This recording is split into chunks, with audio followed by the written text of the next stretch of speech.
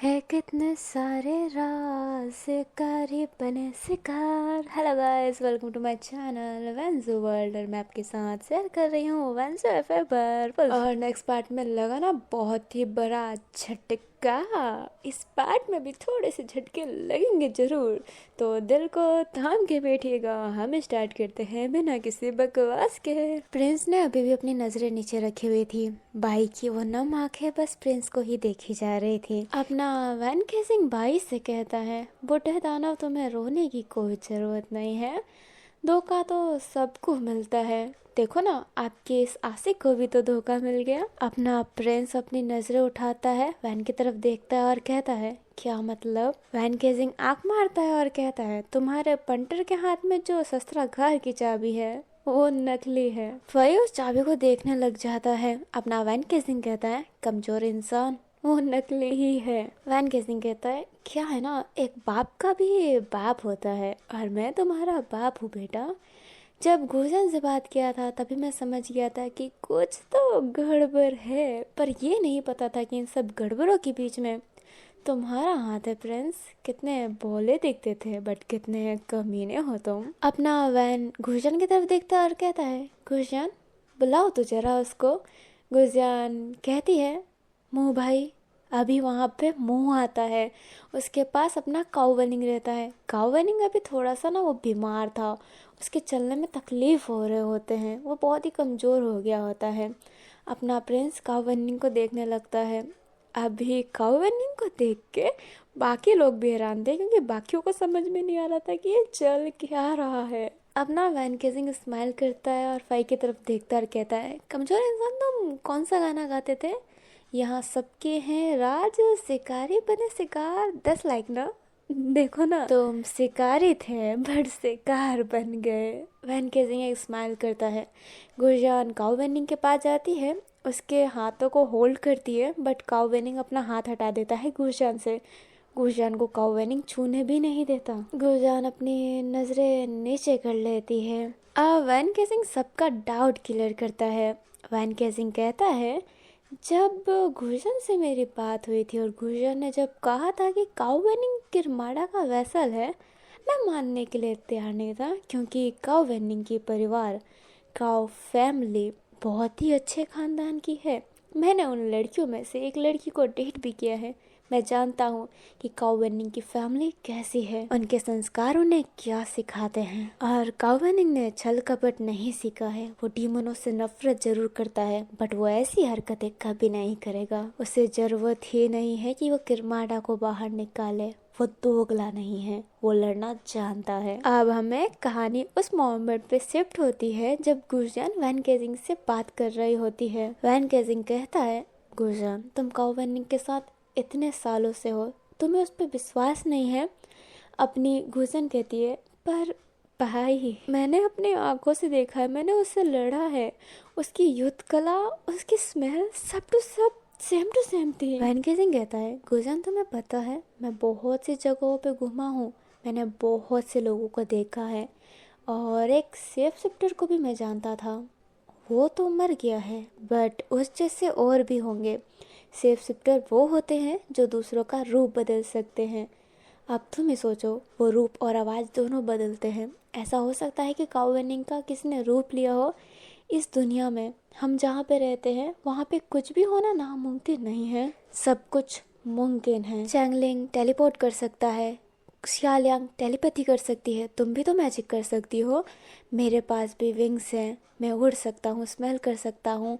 अपना जाओ जिसो वुल्फ है, उसकी माँ एक फेरी थी। बहुत कुछ है इस दुनिया में। ऐसा भी तो हो सकता है कि काऊ वेनिंग का किसी ने रूप लिया हो। गुरजन कहती है, पर सेम टू सेम युद्ध कला कैसे? अपना वैन केजिंग कह सकता है, कोई ना कोई मास्टरमाइंड जरूर है जो ये सब कुछ पहले से ही प्लानिंग कर रहा था। तुम्हें अजीब नहीं लगता कि हम यहाँ पे शस्त्रागार की चाबी लेने आए हैं? परंतु क्यों लेने आए हैं? शस्त्रागार की चाबी यहाँ पे भी सेफ है, मैंने जहाँ तक देखा है। और इनफैक्ट इस डीमन वर्ल्ड से कोई शस्त्रागार की चाबी उठा ही नहीं सकता। नॉर्मल वर्ल्ड में तो कोई हमला भी कर ले, बट डीमन वर्ल्ड में बिल्कुल नहीं। यहाँ पे रक्षा झांग लुई करती है, बहुत शक्तिशाली है वो। डीमन वर्ल्ड पहले जैसी नहीं रही है, फिर भी हमें शस्त्रागार की चाबी लेने को भेजा गया। क्यों? कोई पर्सन था जो चाहता था कि हम चाबी नॉर्मल वर्ल्ड में ले जाएं ताकि वो वहाँ से अनटा सके। तुम ही सोचो ना। और मैं ये दावे के साथ कह सकता हूँ कि काऊ फैमिली कभी भी इंसानों की जान नहीं लेगी। इंसानों की क्या, वो बेमतलब की डीमनों की भी जान नहीं लेगी। मैंने काऊ फैमिली की उस औरत के साथ डेट किया है। 10 साल रहा हूँ मैं उसके साथ। जाना है मैंने काऊ फैमिली को। इतने प्योर होते हैं वो कि पूछो मत। तभी तो वो सबसे बेस्ट डोमेन क्रिएट कर पाते हैं। अपनी गुर्जर कहती है, क्या करूं भाई, समझ में नहीं आ रहा। अपना वैन केसिंग कहता है, मैं जैसे तैसे करके यहाँ पे 2 दिन रुकने की और कोशिश करता हूँ। तुम काओ वेनिंग के भाई मुँह से कांटेक्ट करो और उसको अपनी सच्चाई बता दो कि तुम एक विच हो। देखो, अभी हमें काओ वेनिंग की जान बचानी है, और अगर काओ वेनिंग की जान बची तो हम सबकी जान बचेगी। किरमाडा किसी को भी मारे, डीमन या फिर इंसान, पर वो मार तो रहा है ना किसी को भी। सबकी जान इम्पोर्टेंट है हमारे लिए गुसियान। तो जाओ, मुंह को अपनी सच्चाई बताओ, मुंह का खून लो और अपना टेक्निक यूज़ करो। अभी गुरजान किसी के खून से उसके बारे में पता लगवा सकती है। और जो अपना मुंह है वो काउवेनिंग का एक ऐसे ना, काउवेनिंग का भाई है, बट वो एक बाप के हैं, एक माँ के नहीं हैं। अपनी गुरजान फिर हाँ में सर हिलाती है। अभी जो वैन केसिंग ने जिद किया था ना कि वो 2 दिन और रुकना चाहता है डीमन वर्ल्ड में, इसलिए ही किया था ताकि गुरजान वहाँ पे सब कुछ पता वता लगा सके। गुरजान मुंह के पास जाती है और अपनी सच्चाई बता देती है। पहले तो मुंह बहुत गुस्सा हो जाता है कि वो एक डीमन है, पर वो शांत भी हो जाता है क्योंकि गुरजान के साथ वो बहुत समय से है। वो जानता है कि गुरजान कैसी पर्सन है। गुरजान ने हमेशा उनकी मदद ही की है, इसलिए मुंह अपना खून दे देता है गुरजान को, जिस वजह से गुरजान अपने काऊ वेनिंग के बारे में पता लगाने लगती है। पर बहुत ही ऐसा ना, रिचुअल करने के बाद भी वो पता नहीं लगा पा रही होती है। मुंह एकदम उदास हो गया होता है, गुरजान भी। बट अचानक से मुंह के हाथ की घड़ी ऐसे बीप करती है। मुंह जब देखता है तो वहाँ पे लोकेशन बता रहा होता है काऊ वेनिंग का। मुंह खुश हो जाता है। मुंह कहता है, भाई ने कर दिखाया, वो हमें सिग्नल दे रहे हैं, भाई हमें सिग्नल दे रहे हैं। पक्का पक्का वो किरमाडा के वैसल नहीं है, उनको किसी ने किडनैप किया है, उनको किसी ने फंसाया है। गुरजान स्माइल करती है। अब गुरजान और मुंह उस एड्रेस पे जाने लगते हैं। वो एड्रेस दूसरे शहर में था, बहुत ही दूर था वो एड्रेस। वो एड्रेस पे जैसे ही पहुंचते हैं तो वहाँ पे खंडर सा घर था। गुरजान मुंह से कहती है, पहले मैं जाऊंगी, बट मुंह कहता है पहले मुझे जाने दो। मुंह अपना तीर कमान निकाल लेता है और अंदर जाता है। अंदर एक डीमन बैठा हुआ था, मतलब वो इंसान नहीं था। वो जो डीमन रहता है मुंह पे हमला करता है, बट मुंह उसके तीर चला देता है, जिस वजह से वो डीमन मर जाता है। अभी गुलशन और वो वहाँ पे फाइटिंग करने लग जाते हैं। वहाँ पे कम से कम 20 डीमन थे, 20 के 20 डीमन वो दोनों मिलके मार देते हैं। अब वो उस खंडर के बंकर के अंदर जाते हैं। बंकर के अंदर जाते हैं तो देखते हैं कि काऊ वेनिंग को जंजीर से बांध दिया गया है। उनकी नीज जमीन पे है, मतलब काऊ वेनिंग जमीन पे से गिरा हुआ है और उसकी हाथों को जंजीर से बांध दिया है। मुंह और गुरजान काऊ वेनिंग के पास जाते हैं। काऊ वेनिंग का गाल गुरजान छूती है। काऊ वेनिंग कहता है, गुरजान। अभी मुंह काऊ वेनिंग की जंजीरें खोलने लगता है, तभी 5 डीमन वहाँ पे आ जाते हैं और हमला करने वाले रहते हैं।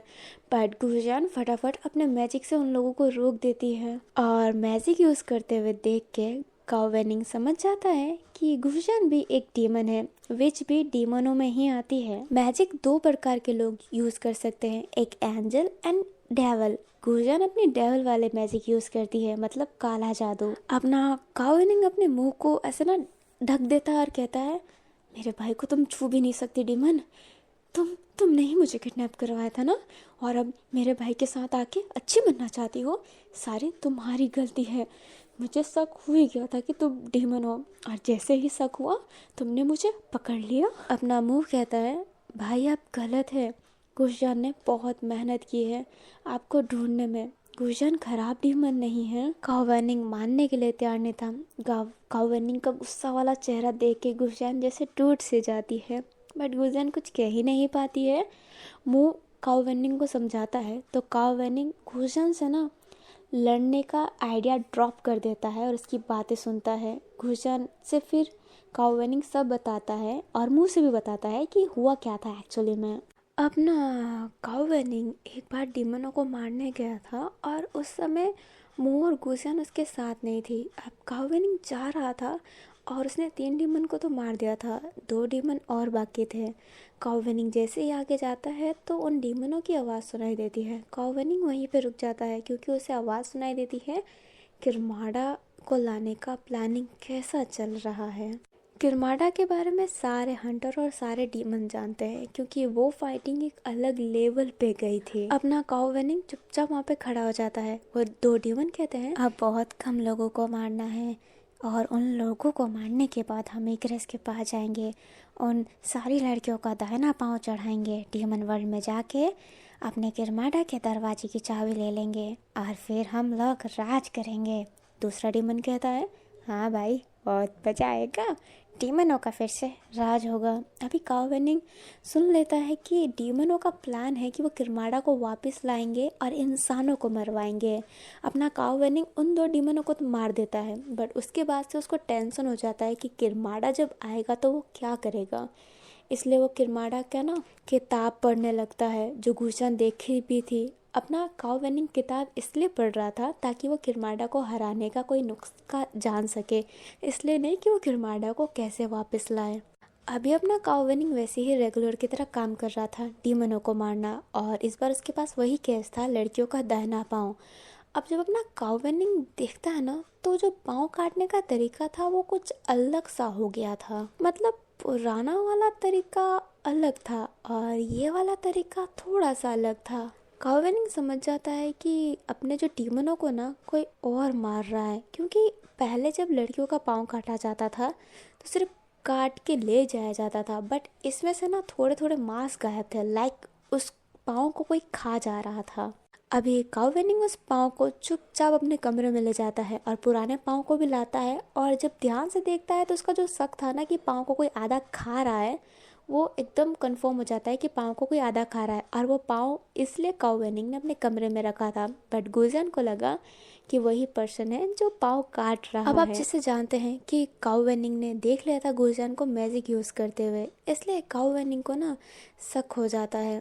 अब काओवेनिंग एक रास्ते में जा रहा होता है, तब वो देखता है कि गुजियान लिटरली में मैजिक यूज़ कर रही है। गुजियान उस समय अपनी मैजिक की प्रैक्टिस कर रही होती है और उसको पता नहीं था कि काओवेनिंग है वहाँ पे, उसको ध्यान ही नहीं पड़ा और काओवेनिंग ये देख लेता है।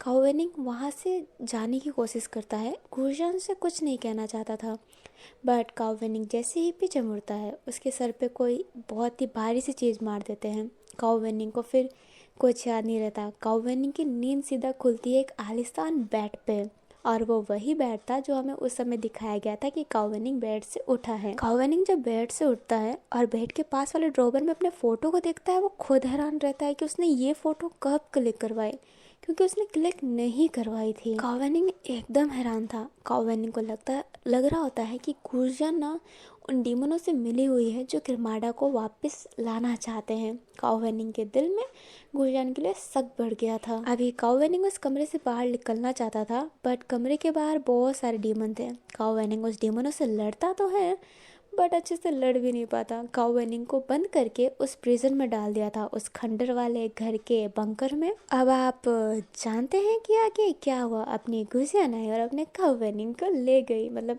मूवी आया था।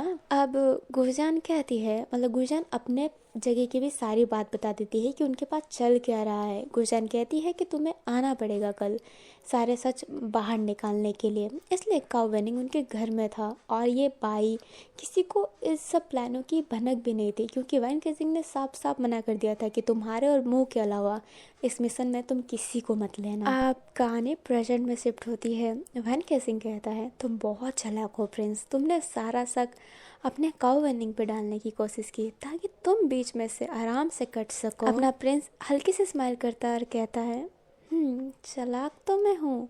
मैंने ही कहा था हैप्पी गोड से कि लड़कियों के दाहिना पाँव को आधा काट ले ताकि काओवेनिंग को शक हो और वो अपने कमरे में पाँव रखे। और वो जो कमरे में काओवेनिंग, तुम्हारे कमरे में जो 50 पाँव मिले हैं ना, 50 या फिर 30, वो मैंने ही रखवाए थे। और वो मैं ही था गुजियान जिसने रूप चेंज करके तुमसे लड़ाई की थी काओवेनिंग के स्टाइल में। तुम कहती थी ना मैं तलवार अच्छा नहीं चला सकता, बट उस समय तो मेरे से हारने वाली थी और मैं हरा भी देता, बट मुझे ये सब प्लानिंग करनी थी, मुझे वहाँ से भागना था, इसलिए मुझे हारना पड़ा। गुजियान प्रिंस को गुस्से में देख रही होती है। प्रिंस कहता है, तुम्हारा गुस्सा मुझे अच्छा नहीं लग रहा बड़ी बहन, परंतु कोई बात नहीं, काम ही ऐसा किया है, बट जब मेरा मकसद पूरा हो जाएगा तब आप खुद मेरी सराहना करेंगे। अब ना जाओ, जिसको कहता है, पर मुझे समझ में नहीं आ रहा, तुम तो इंसान हो, तुमने बॉडी चेंज कैसे किया, कैसे तुमने रूप बदला? प्रिंस हल्का सा मुस्कुराता है और कुछ कहने वाला रहता है, तभी वैन गेजिंग कहता है, इसके पास कोई स्पेशल सेफ शिफ्टर है, तभी उसने इसका रूप चेंज कर दिया, क्योंकि ये तो एक मामूली इंसान ही है। प्रिंस स्माइल करता है और कहता है, जी मैं मामूली इंसान ही हूँ। और वैन गेजिंग, तुमने सब कुछ सही सोचा।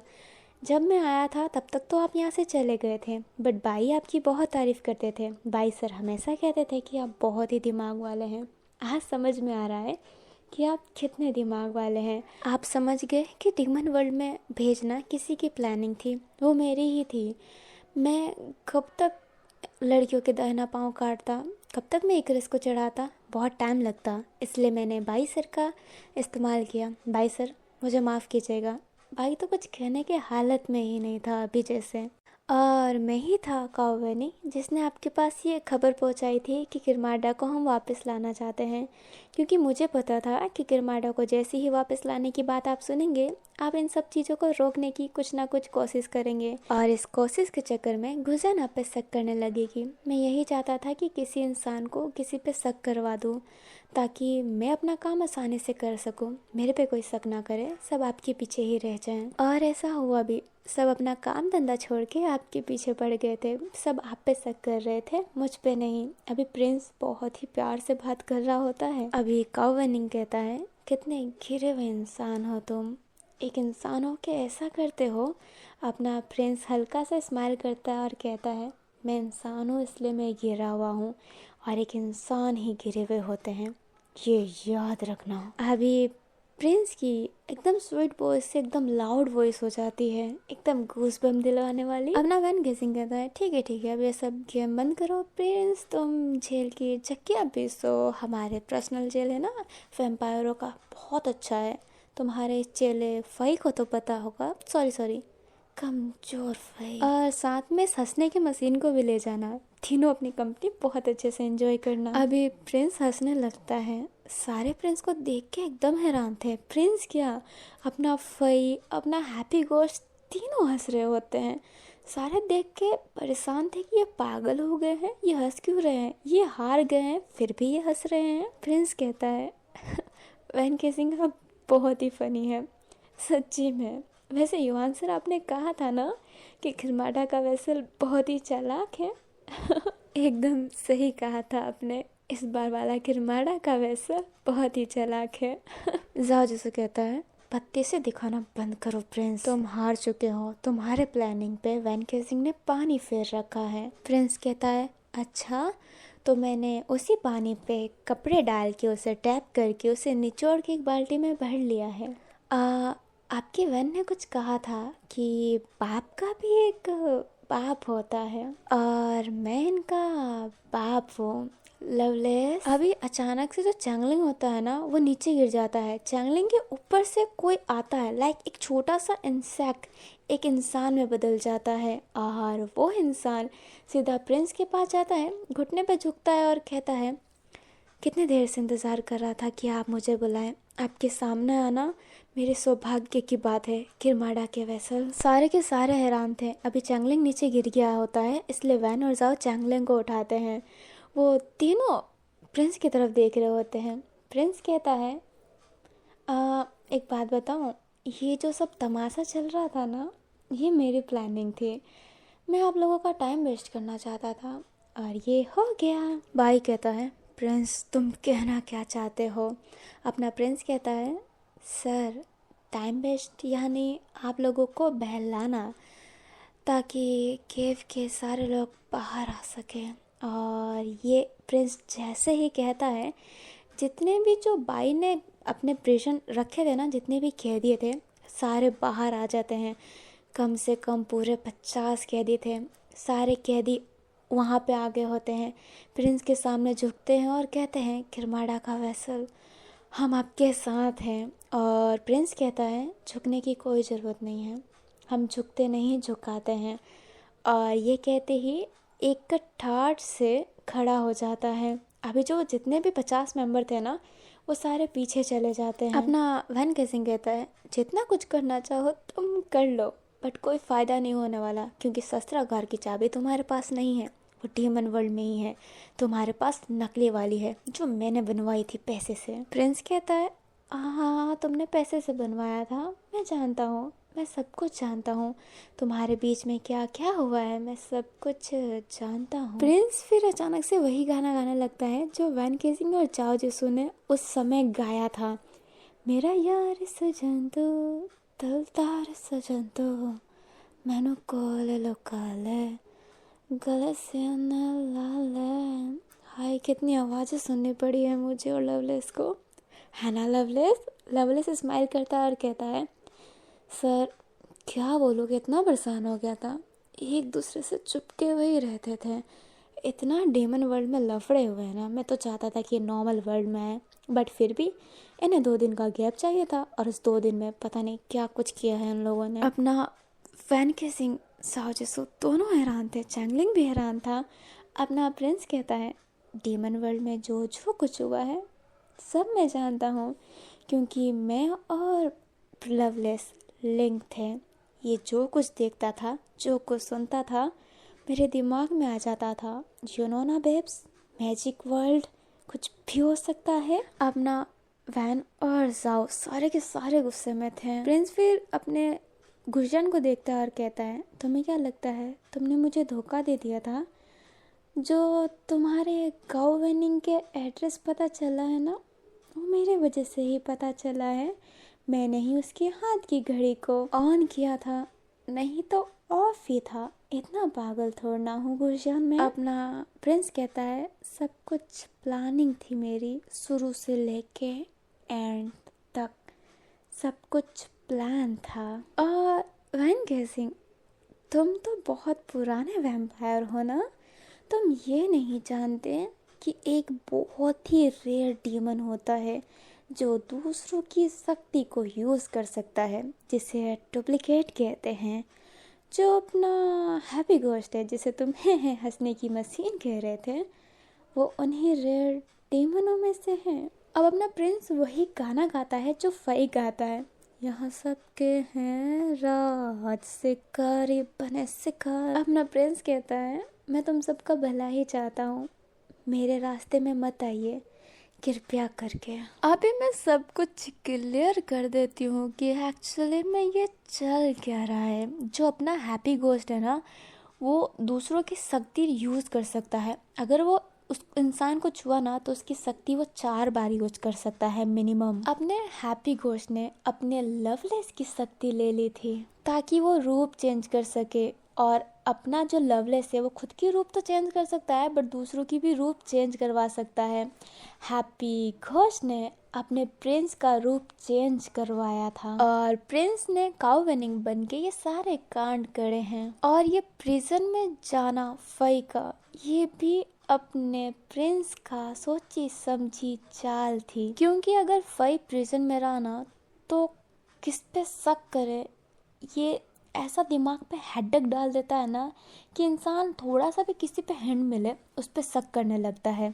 अपने प्रिंस ने फई को जेल में डलवा के काउ वेनिंग पे शक डलवा दिया था। फई ने उस समय नाटक किया था कि काउ वेनिंग ही उसका लीडर है, बल्कि लीडर तो अपना प्रिंस था। प्रिंस ने पहले ही बोल दिया था। अभी अपना भाई प्रिंस को बहुत मानता है, उस पर बहुत ही ट्रस्ट करता है, इसलिए वो कुछ सवाल वाल पूछता ही नहीं है। और अपना भाई अपना प्रिंस इसी बात का फ़ायदा उठाता है और हमेशा फई से बात करता है और उसको सारी प्लानिंग पहले से ही बता देता है। अब ना वैन केसिंग प्रिंस से कहता है, चलो ये सब ठीक है, पर तुम एक शस्त्रागार की चाबी से कर ही क्या लोगे? अपना प्रिंस कहता है, एक शस्त्रागार की चाबी, ये किसने कहा? अपना जाजू कहता है, वो 3 नकली हैं, तुम्हें सुनाई नहीं देता वैन केसिंग ने क्या कहा है? अपना प्रिंस कहता है, हाँ जाजू ये 3 नकली है, बट मेरे पास जो 3 है वो नकली नहीं है। अभी लवलेस अपने जेब से ना शस्त्रागार की चाबी निकालता है। सारे देख के एकदम हैरान रह जाते हैं कि शस्त्रागार की चाबी यहाँ पे कर क्या रही है।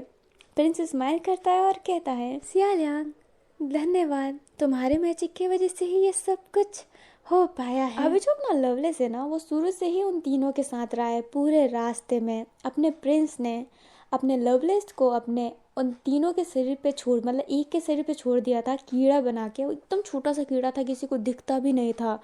लवलेस फिर सबके शरीर में चला जाता और सबकी बातें भी सुनता। जिस मोमेंट पे लगता है ना कि इसकी बात सुनना जरूरी है, वो उसकी बात सुनता है। और अभी हैप्पी घोस्ट ने लवलेस को अपनी गुर्जान की थोड़ी सी शक्ति दे दी थी, क्योंकि अपने हैप्पी घोस्ट ने प्रिंस का चेहरा बना के सियालांग के पास गया और सियालांग प्रिंस को ऐसे ना उससे बात करती है। इसलिए प्रिंस का ऐसे हाथ मिलाते ही, मतलब वो हैप्पी घोस्ट है, हैप्पी घोस्ट ने सियालांग से हाथ मिलाया था और इसकी शक्ति आधी ले ली थी। वो 4 बार यूज़ कर सकता था उसकी शक्ति।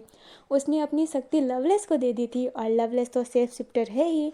लवलेस अपना सेब एक कीड़े में कन्वर्ट करके वहाँ पे गया था। और उस मोमेंट में जब अपने चैंगलिंग को उसकी माँ वो शस्त्रागार की चाबी सुबह देने ही वाली थी, तभी वो अपने नॉर्मल वर्ल्ड में आया, चैंगलिंग को बेहोश कर दिया और खुद चैंगलिंग बन के उसकी माँ के पास गया और शस्त्रागार की चाबी ले लिया। इसलिए उस समय चैंगलिंग इतना खोया खोया लग रहा था। वैन ने चैंगलिंग से पूछा था ना कि तुम्हें क्या हो गया है, वो एक्चुअली में चैंगलिंग था ही नहीं, इसलिए वो एकदम शांत था। अब अपना लवलेस वापस से जाता है चैंगलिंग के पास और वहाँ पे जितने भी सामान पड़े थे उनमें से 3 सामान को शस्त्रागार की एक चाबी दे के उसको सेम टू सेम कन्वर्ट करके चैंगलिंग के हाथों में दे देता है। उस शस्त्रागार की चाबी को अपने जेब में रख लेता है ताकि वो सेफ चेंज करे तो शस्त्रागार की चाबी कहीं घूमे ना। अपने लवलेस ने गुर्जा अपने सियालियांग की शक्ति यूज़ करके अपने जो चैंगलिंग की यादें थी ना उसको मिटा दी थी और वहाँ पे डाल दी थी कि वो गया है, चाबी लेके आया है, ये सब बातें हुई है। फिर अपना लवलेस वापस से रूप चेंज करके चैंगलिंग के शरीर के ऊपर रह गया और फिर वो डीमन वर्ल्ड, मतलब अपने नॉर्मल वर्ल्ड में आए। और आगे आप जानते हैं कि क्या हुआ है। अब कहानी वापस प्रेजेंट में आती है। प्रिंस उस शस्त्रागार की चाबी को लेके मिलाने ही वाला था, तभी अपना वैन केसिंग फटाफट अपने जो प्रिंस है उसके पास जाता है, उसके हाथ से उस शस्त्रागार की चाबी लेने की कोशिश करता है। बट प्रिंस अपनी तलवार निकाल के अपने वैन केसिंग के हाथों में हल्का सा कट दे देता है इतने स्पीड में। प्रिंस की तलवार बाजी देख के सारे हैरान रहते हैं, क्योंकि वो जानते नहीं थे कि प्रिंस इस कदर की फाइटिंग कर सकता है। प्रिंस की तलवार बाजी की मूव बहुत अच्छी थी। प्रिंस फिर अपने वैन केसिंग से कहता है, वैन केसिंग, मैं तुम्हें चोट नहीं पहुंचाना चाहता हूँ, तुम बाई सर के बहुत खास हो, इसलिए दूर रहो, नहीं तो ये तलवार जानते हो गुर्जियान ने बनाया है, इसकी धार बहुत तेज है। मैं चाहता था तुम्हारा हाथ भी काट देता, बट मैं बाई सर को उदास नहीं करना चाहता, सो प्लीज़ डिस्टेंस बना के रखो। बाई कहता है, तुम्हारी डिस्टेंस चाहे बाहर में प्रिंस, तुमने मेरा विश्वास तोड़ा है। और ये कहते ही बाई प्रिंस पे हमला करता है, बट प्रिंस बाई को छू भी नहीं सकता, वो उसकी बहुत ही इज्जत करता है, इसलिए फई अपने बाई से लड़ता है। अब ना लड़ाई स्टार्ट हो जाती है, सब भी लड़ रहे होते हैं। प्रिंस पीछे जाता है, शस्त्रागार की चाबी को अपना वापस से ज्वाइन करने वाला था, तभी इस समय जाओ प्रिंस के पास आता है लड़ने के लिए। बट प्रिंस नॉर्मल इंसान ज़रूर था, पर उसकी युद्ध कला बहुत ही अच्छी थी, वो बहुत ही अच्छे से लड़ रहा होता है। अभी अपना काउ विनिंग भी लड़ने की कोशिश करता है, बट वो ना बहुत ही वीक था। अपना झांग चैंगलिंग अपने काउ वेनिंग के पास जाता है और उसे हील कर देता है। काउ वेनिंग तो एकदम हैरान था। झांग चैंगलिंग कहता है, गुरजान बहुत अच्छी है, वो आपसे बहुत ही प्यार करती है, हम डीमन बुरे नहीं हैं, हम बुरे नहीं हैं। और ये कहते ही जो अपना झांग चैंगलिंग है वो भी युद्ध कला करने, मतलब सबसे फाइटिंग करने लगता है। मैं युद्ध कला क्यों बोलती हूँ, माफ़ कीजिएगा। अभी जो अपना प्रिंस है ना वो लड़ तो रहा होता है, बट उसे शस्त्रागार की चाबी मिलानी थी ताकि पोर्टल खुल सके, मतलब शस्त्रागार का गेट खुल सके और किरमाडा आ सके। बट अपने जाओ जिसू के लड़ने के कारण वो शस्त्रागार की चाबी मिला नहीं पा रहा होता है, इसलिए अपना फई अपने जाओ जिसू के पास आकर लड़ने लगता है। अपना जो प्रिंस है वो पीछे चला जाता है। फिर अभी प्रिंस को रोकने के लिए वैन केसिंग भी उससे लड़ता है, बट प्रिंस वैन केसिंग से भी लड़ने लगता है और वैन केसिंग को हैंडल करने के लिए अपना लवलेस आ जाता है। अभी प्रिंस टॉप पे खड़ा हो जाता है। शस्त्रागार की एक ही चाबी को उसे मिलाना रहता है। वो आसमान की तरफ उस चाबी को करता है और उससे कनेक्ट कर देता है। कनेक्ट करते ही जैसे बादल काले से हो जाते हैं, तेज बिजली कड़कने लग जाती है। इन इंसानी वर्ल्ड में नहीं, डीमन वर्ल्ड में भी अपनी लुई को दिखाया जाता है जो आसमान में देखने लगती है अपनी चीज़ से। उसके तो ऐसे ना हल्के से गूज़बम्प आ जाते हैं। रूपमती उसके पास में रहती है। रूपमती चिस्से का हाथ पकड़ती है और कहती है, आप ठीक तो है ना? चिस्से कहती है, किरमाड़ा वो आ रहा है। अभी देखा जाए तो डीमन वर्ल्ड का जो अनलीगल रास्ता है वो किसी भी जगह पे नहीं मिलता है, वहाँ का अलग ही चलता है। बट इस बार डीमन वर्ल्ड के रास्ते में भी भूकंप सा आने लगता है। सुबारा, टैटस, नोमी सब कंफ्यूज थे कि अचानक से हुआ क्या है। हमें अब इक्रेस को दिखाया जाता है, वही दानव जिसके बारे में कहा जाता है कि वो डीमन वर्ल्ड के रास्ते का रखवाली करता है ताकि किरमाड़ा के पास कोई ना जा सके। इक्रेस की आंखें रेड हो जाती है, उसकी सांसें साफ साफ दिखाई देती है। हमें फई को दिखाया जाता है जो एक औरत को अपने गोद में लेके रो रहा होता है। वो औरत मर चुकी हुई होती है। उसके पास 2-3 वुल्फ आते हैं और कहते हैं, भाई इसे दफना दे, ये मर चुकी है। अपना फई रोते हुए कहता है, आखिर मेरी पत्नी की क्या गलती थी? क्या किया था उसने जो इंसानों ने इसे मार दिया? क्या क्या गलती थी मेरी पत्नी की? कुछ तो नहीं किया था उसने, उसे क्यों मार दिया? अभी वो 2 वुल्फ अपने फई को गले लगाते हैं और कहते हैं, भाई यही होता है। अपना फई कहता है, ये तो गलत है ना, इंसान हम डीमनों को मारे तो हंटर, हम अगर इंसानों को मारे तो डीमन, ये क्या बात हुई? कट टू सीन गाइस, हमें फई को दिखाया जाता है जो युवान और वूसी के सामने खड़ा था। वो उन दोनों से अपील कर रहा होता है कि इंसानों की मारने की आज़ादी उन्हें भी दी जाए, बट वो लोग मना कर देते हैं बिकॉज इससे बैलेंस बिगड़ जाएगा। अपना फई कहता है, पर ये तो गलत है ना, मेरी बीबी ने कुछ नहीं किया था उनका। वुल्फ जानते ही उन इंसानों ने, उन हंटरों ने मेरी बीबी को मार दिया। मुझे यहाँ का नेता बनाइए, मैं नेता बनना चाहता हूँ। आप जैसे नेता की हमें ज़रूरत नहीं है। अब भी अपना युवान और वुशी मना कर देते हैं कि वो नेता नहीं बन सकता, इसलिए फई गुस्से से उस क्लैन को ही छोड़ देता है। वो कहता है, मुझे ऐसे कबीले में नहीं रहना जहाँ पे इक्वालिटी ना हो, मुझे नहीं रहना, मैं खुद का ही क्लैन बनाऊंगा। और ये कहते ही वो क्लैन वो छोड़ के चला जाता है। कट टू सीन गाइस, अपना फई अपनी बीबी के कब्र के पास रो रहा होता है। तभी वहाँ पे एक पर्सन आता है और कहता है, इंसानों ने मार दिया ना इसे। फई उस पर्सन को देखता है और कहता है, तुम तो उस वैम्पायर के साथ रहते थे ना, प्रिंस नाम है ना तुम्हारा? अभी ये शख्स प्रिंस था। अपना प्रिंस कहता है, मैं वैम्पायर के साथ जरूर रहता हूँ बट मैं सबका भला चाहता हूँ। मेरा एक मकसद है जिसको तुम पूरा कर सकते हो। अपना फई कहता है, क्या मकसद? मैं इंसानों को मरवाना चाहता हूँ, डीमनों का राज चाहता हूँ। अपना फई कहता है, परंतु तुम ऐसा चाहते क्यों हो? तुम तो एक इंसान हो, तुम हमारी मदद क्यों करोगे? तुम छल कपट करना चाहते हो ना? अपना प्रिंस कहता है, बिल्कुल नहीं, मैं झूठ नहीं बोल रहा हूँ, मैं झूठ नहीं बोलता हूँ। फई कहता है, जाओ जाओ, मैंने तुम इंसानों की हिस्ट्री देख रखी है। किरमाड़ा के समय भी तुम जैसे इंसानों ने ही हम डीमनों को धोखा दिया था। किरमाड़ा को हमारे रक्षा के लिए बनाया गया था, पर तुमने उसे रक्षक की जगह हमारा भक्षक बना दिया। अपना प्रिंस फई के पास जाता और कहता है, पर मैं तुम्हारा रक्षक बनना चाहता हूँ, मैं सारे इंसानों को मरवाना चाहता हूँ। अपना फई कहता है, ऐसा चाहते क्यों हो तुम? मैं नहीं फंसूंगा, नहीं फंसने वाला तुम जैसे इंसानों की बातों में।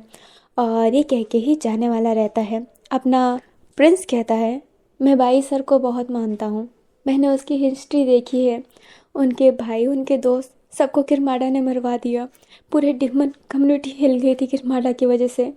डीमनों ने मुझे पाला है, मुझे पोसा है, मेरे सगे माँ बापों को भी इंसानों ने ही मारा था, नोच डाला था पैसे के लिए। मेरा जब सौतेला बाप हुआ था वो मुझे बहुत ही मारता था, बहुत ही इंसान होगी भी उसने मुझे जानवरों की तरह रखा है। मेरा नकली माँ, मेरे नकली बाप कितना मारती थी मुझे। मेरे सौतेले बाप ने मेरे साथ रेप किया है, मुझे तिल तिल मारा है। मैं इंसानों को जीने नहीं देना चाहता, मुझे उन लोगों ने मार ही दिया था। भाई सर ने मुझे बचाया है, तुम डीमोनों ने मुझे सहारा दिया है और मैं तुम्हारे रक्षा करना चाहता हूँ। मैं सारे इंसानों को मरवाना चाहता हूँ। अभी अपने प्रिंस की इतनी प्योरिटी देख के अपना फई अपने प्रिंस के साथ हाथ मिला लेता है और फई के साथ साथ लवलेस, हैप्पी घोस्ट, इन तीनों ने भी हाथ मिला लिया था।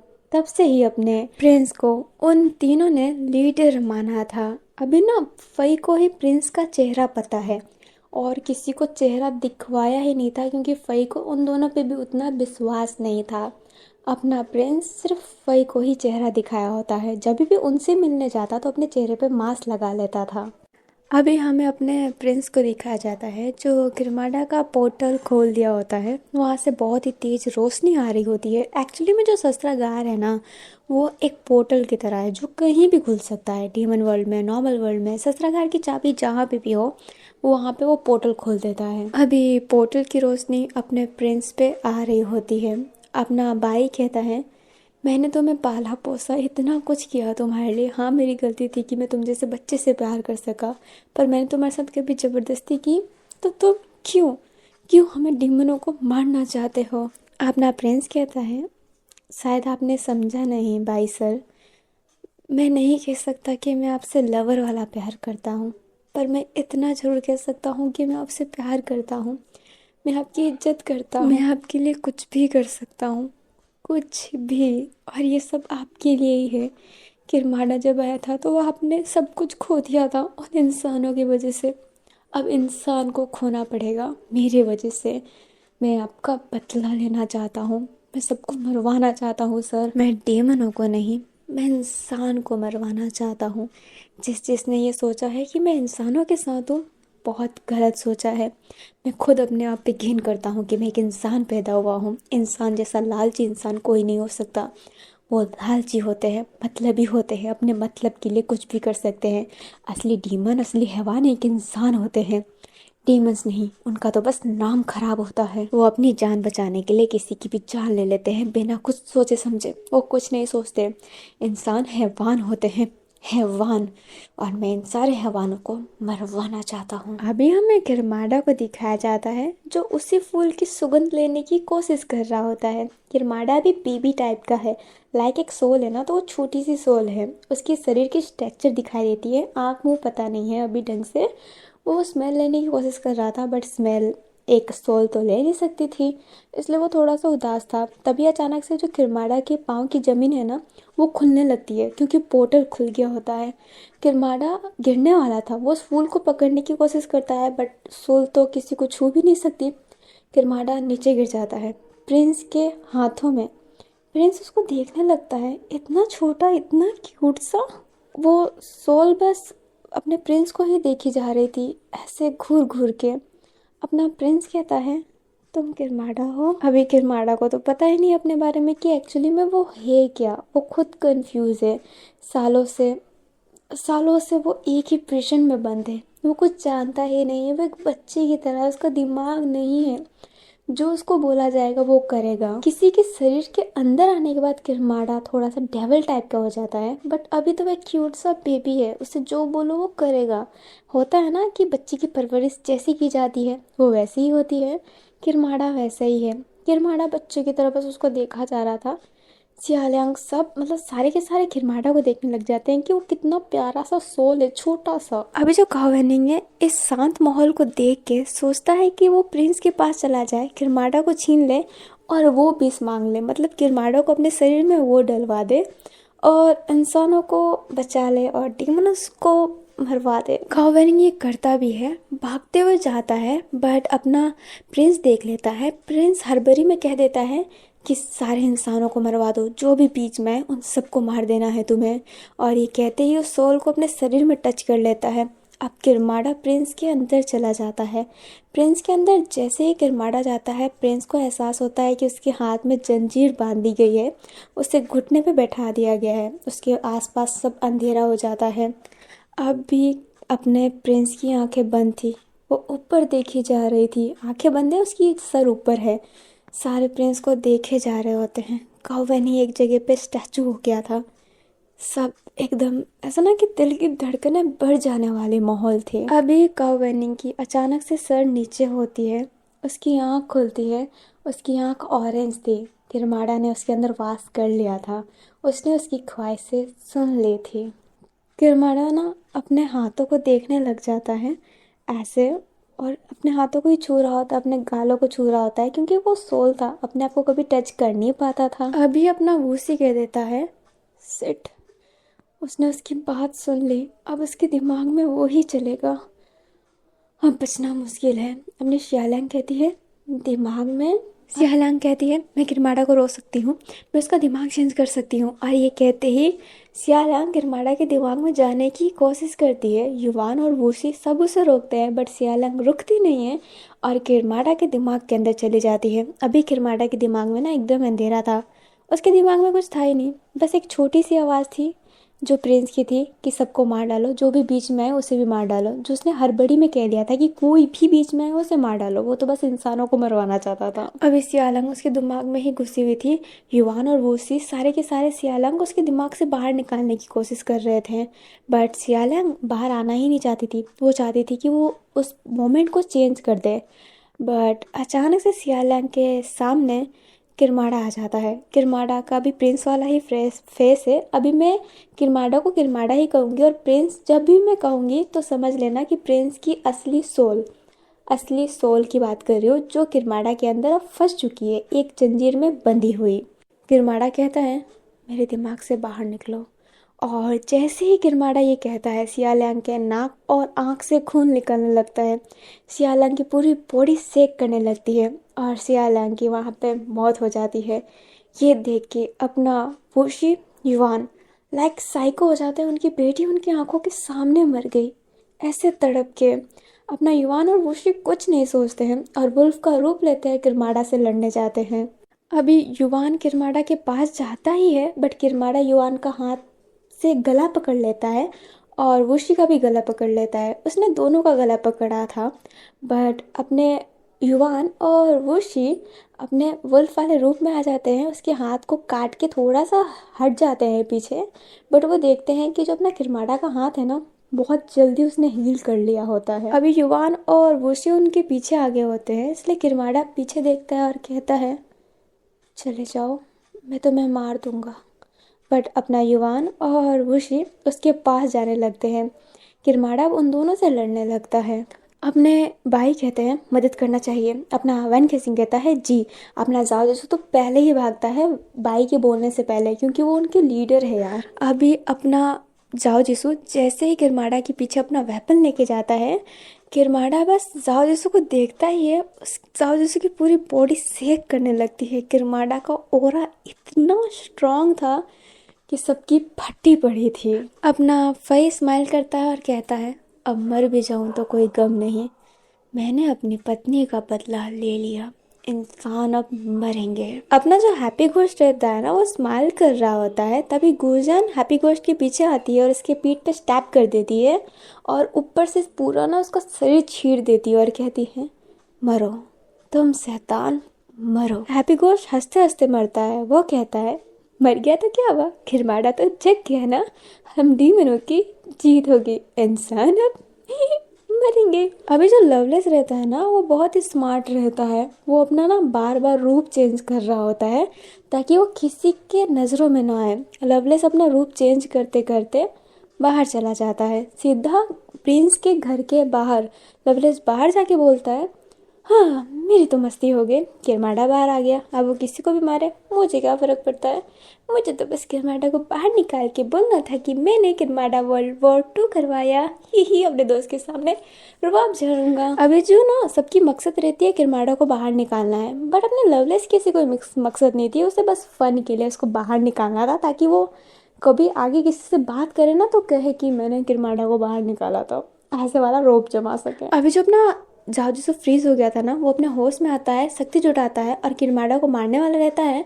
पर किरमाड़ा जाओ जिसो का वेपन लेके ही उसे ही एकदम बोल की तरह पटक देता है और उसका वेपन उस पर ही फेंक देता है। अपने युवान और वुशी लड़ रहे होते हैं। अभी जो 50 मेंबर आए थे वो तो उन लोगों से लड़ ही नहीं रहते, मतलब किरमाड़ा के पास जा ही नहीं रहते, क्योंकि उन्हें मरना नहीं है। वो डीमन है, वो प्रिंस के साथ ही थे, तो वो मरना नहीं चाहते हैं।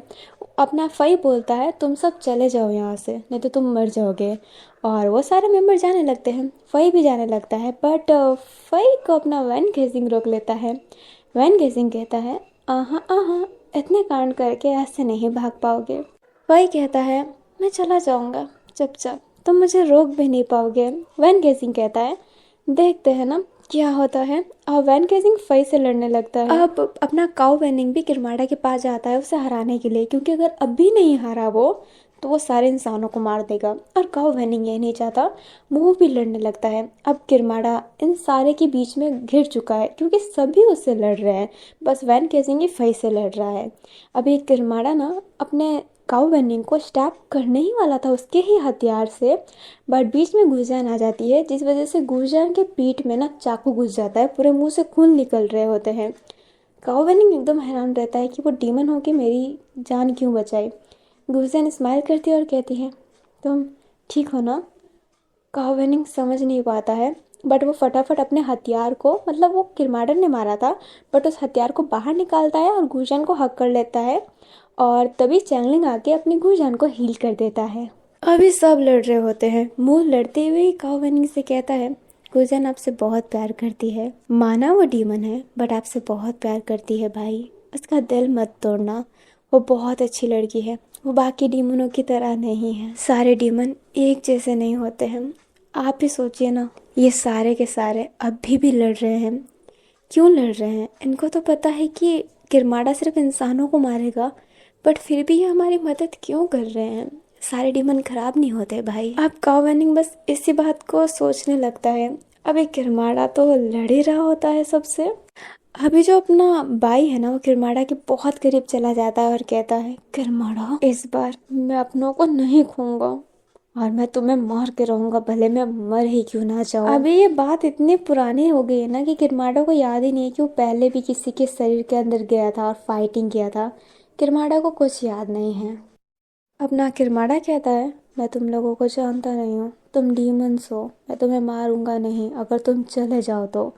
बट कोई भी रुकता नहीं है और मारने लगता है। अपना युवान कहता है तुमने मेरी बच्ची को मार के बहुत बड़ी गलती की है किरमाड़ा।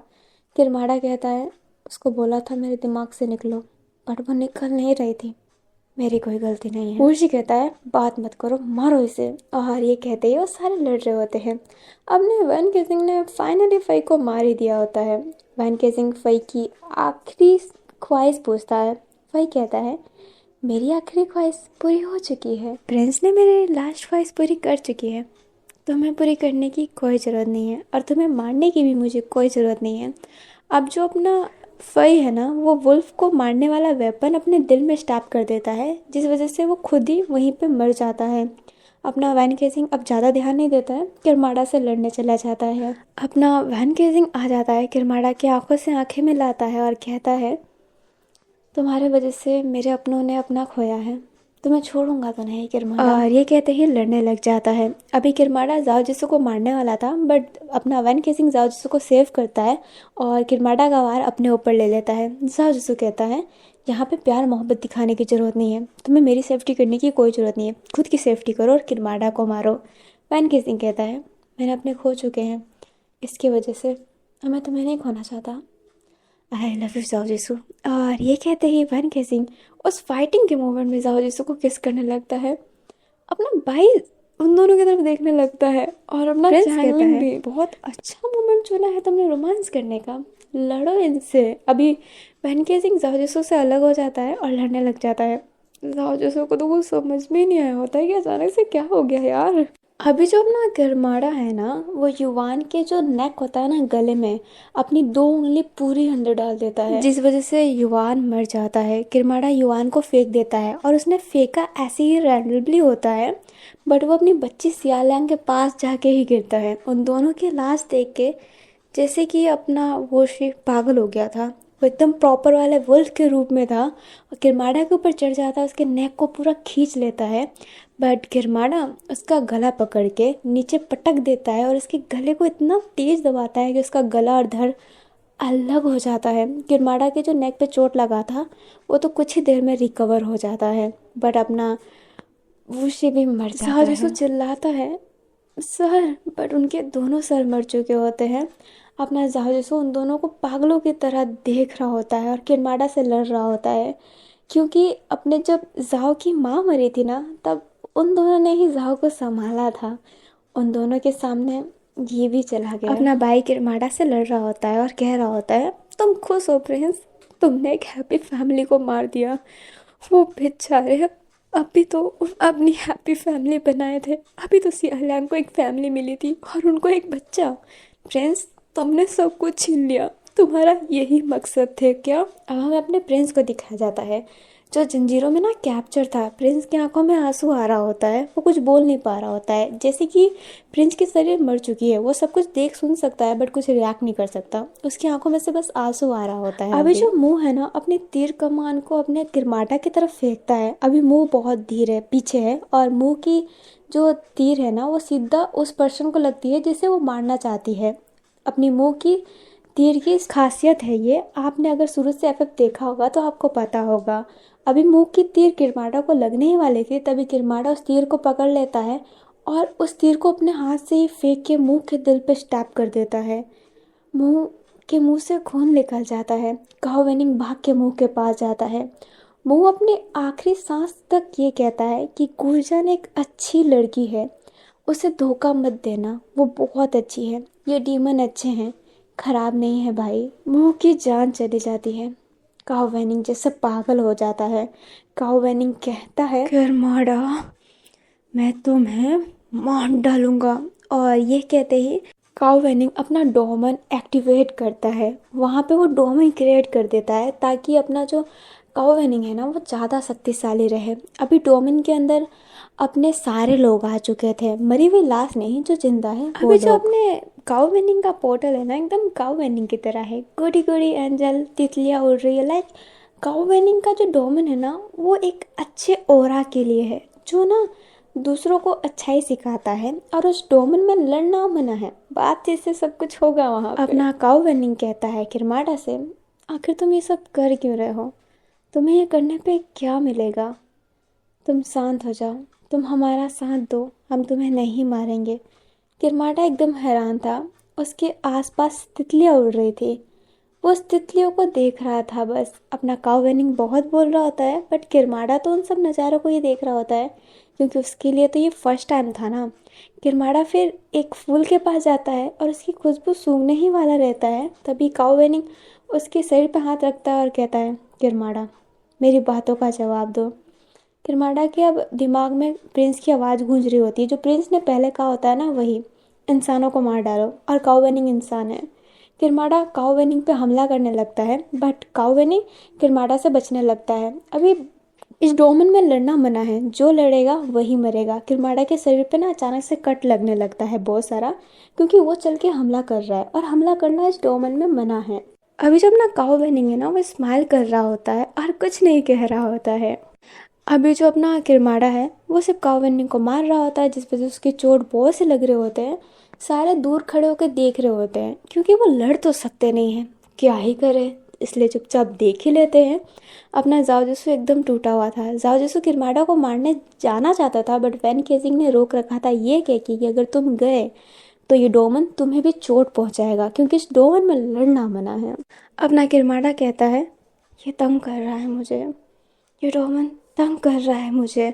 अब किरमाड़ा एक बहुत ही तेज दहाड़ मारता है, जिस वजह से वो जो पूरा डोमन रहता है वो टूट जाता है।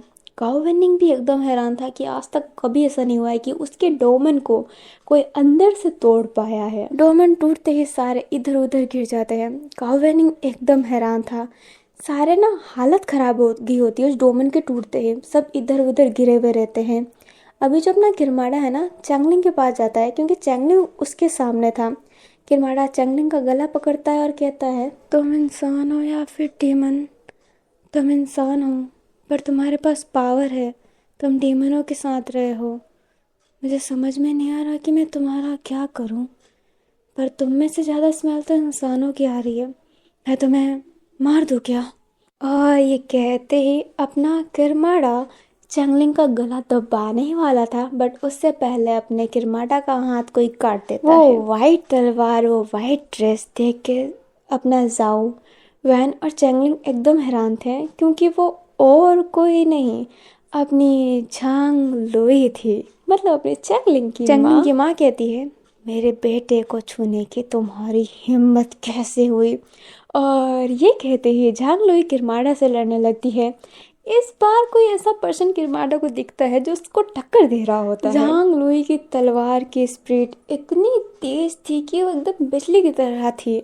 अपने जो किरमाड़ा का जो हाथ जो कट गया था ना, वो धीरे धीरे हील हो रहा होता है। अपनी लोई बट उसे हील होने दे नहीं रही होती है, बार बार उसे ही स्टैप कर दे रही होती है, उसको जगह को काट दे रही होती है जैसे कि कोई ककड़ी हो। झांग चंगलिंग कहता है, आप यहाँ पे कैसे आए? अपनी लोई कहती है, मैं रानी हूँ, मैं कहीं भी कैसे भी जा सकती हूँ।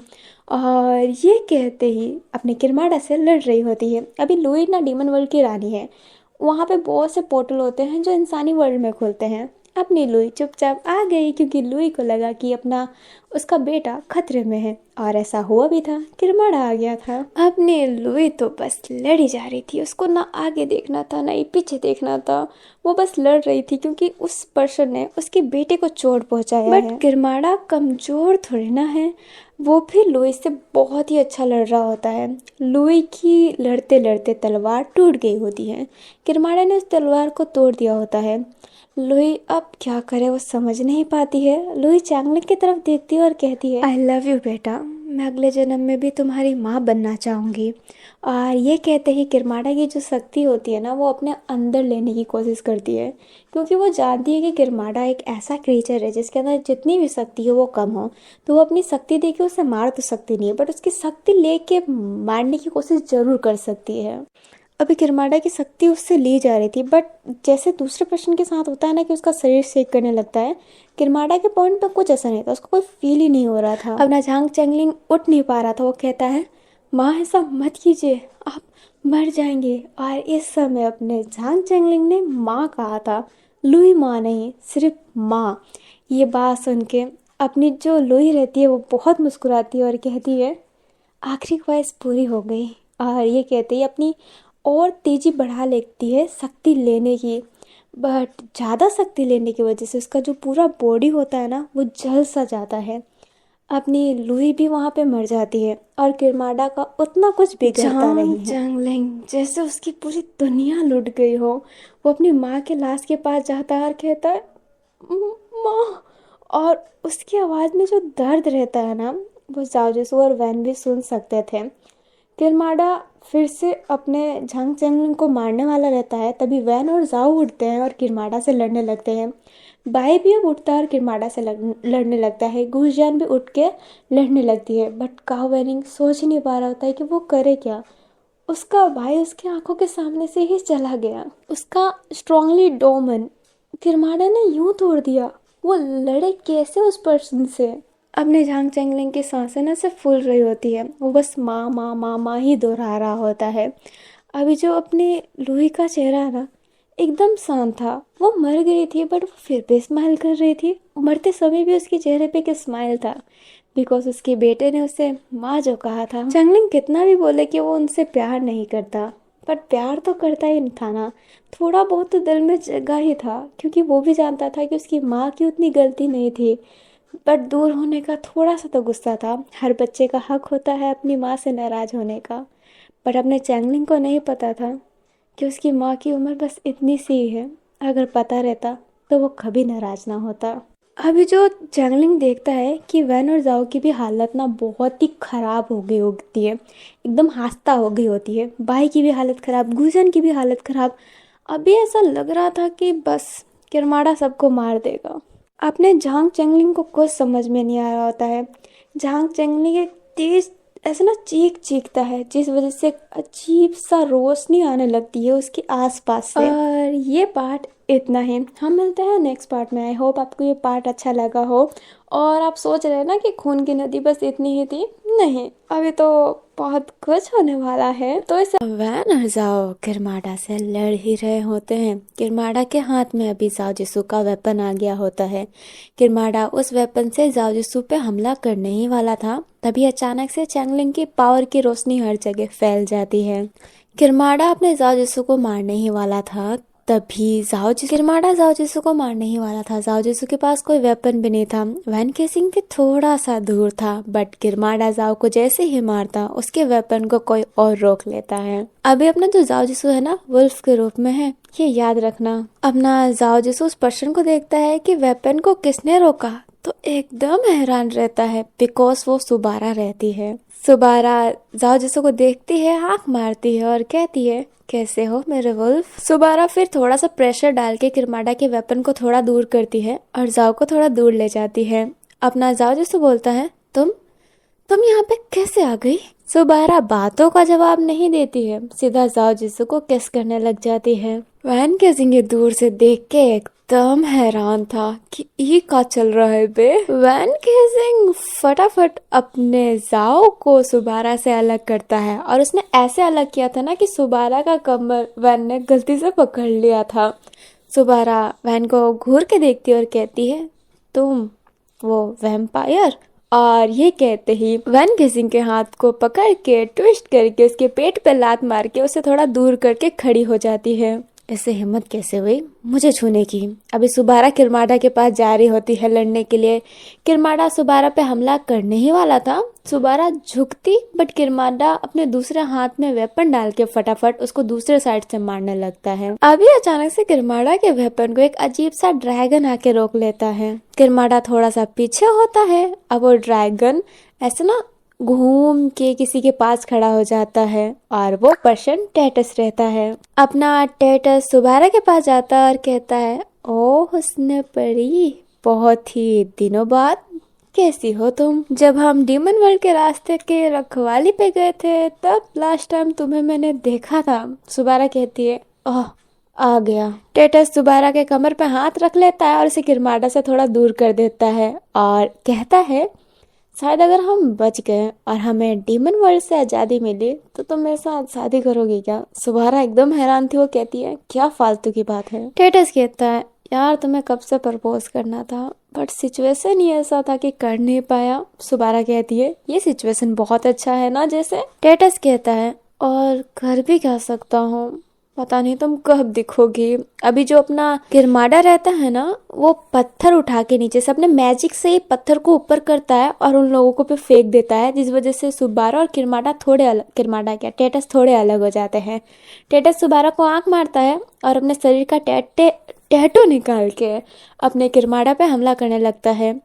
जाओ और वैन एकदम हैरान थी कि अचानक से आ कहाँ से रहे हैं। अभी वैन केसिंग के पास भी वो स्टोन आने वाला था, बट उसके आने से पहले वैन केसिंग के सामने एक ड्रैगन आके खड़ा हो जाता है और वहां पे बर्फ की सिल्ली जम जाती है।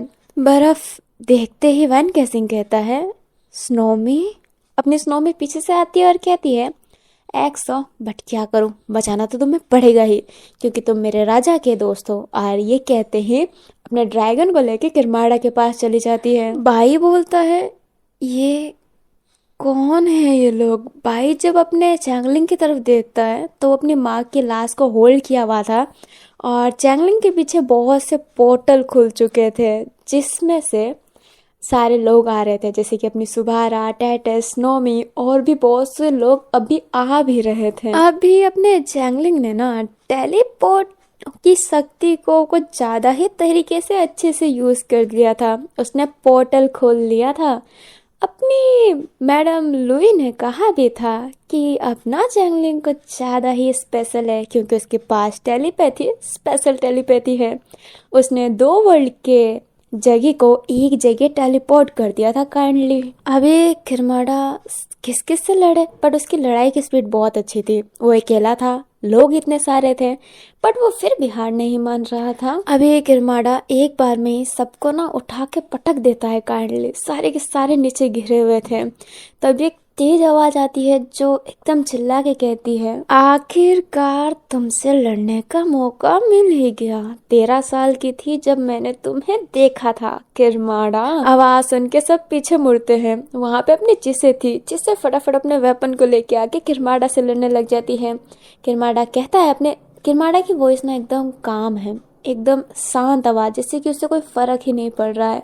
किरमाड़ा कहता है, मैं तुम्हें नहीं जानता। जिससे कहती है, मैं तो जानती हूँ जाने मन कि तुम कौन हो और तुम्हें मारना भी चाहती हूँ। और ये कहते ही जिससे भी लड़ने लग जाती है। अब सारे लोग वापस किरमाड़ा पे बैठ जाते हैं। अपने वैन और जाओ भी एक दूसरे को इशारा करते हैं और लड़ने के लिए चले जाते हैं। अभी जो डीमंस हंटर्स है ना, वहाँ का भी पोर्टल खुल गया होता है। मतलब काउ वैनिंग के शिष्यों का देखा जाए तो काउ वैनिंग वहाँ का लीडर बनने वाला है। 1 साल बाद लीडर बन ही जाता वो। अब सारे लोग वो एकदम हैरान थे, आसपास देखने लगते हैं कि वो अचानक से यहाँ पे आ कैसे गए। बट वो काउ वैनिंग के पास जाते हैं और नीचे झुक जाते हैं। वो पूरे के पूरे 100 लोग अपना काउ वैनिंग ना एकदम रफली तरीके से ऊपर ऊपर से बता देता है कि एक्चुअली में हुआ क्या है।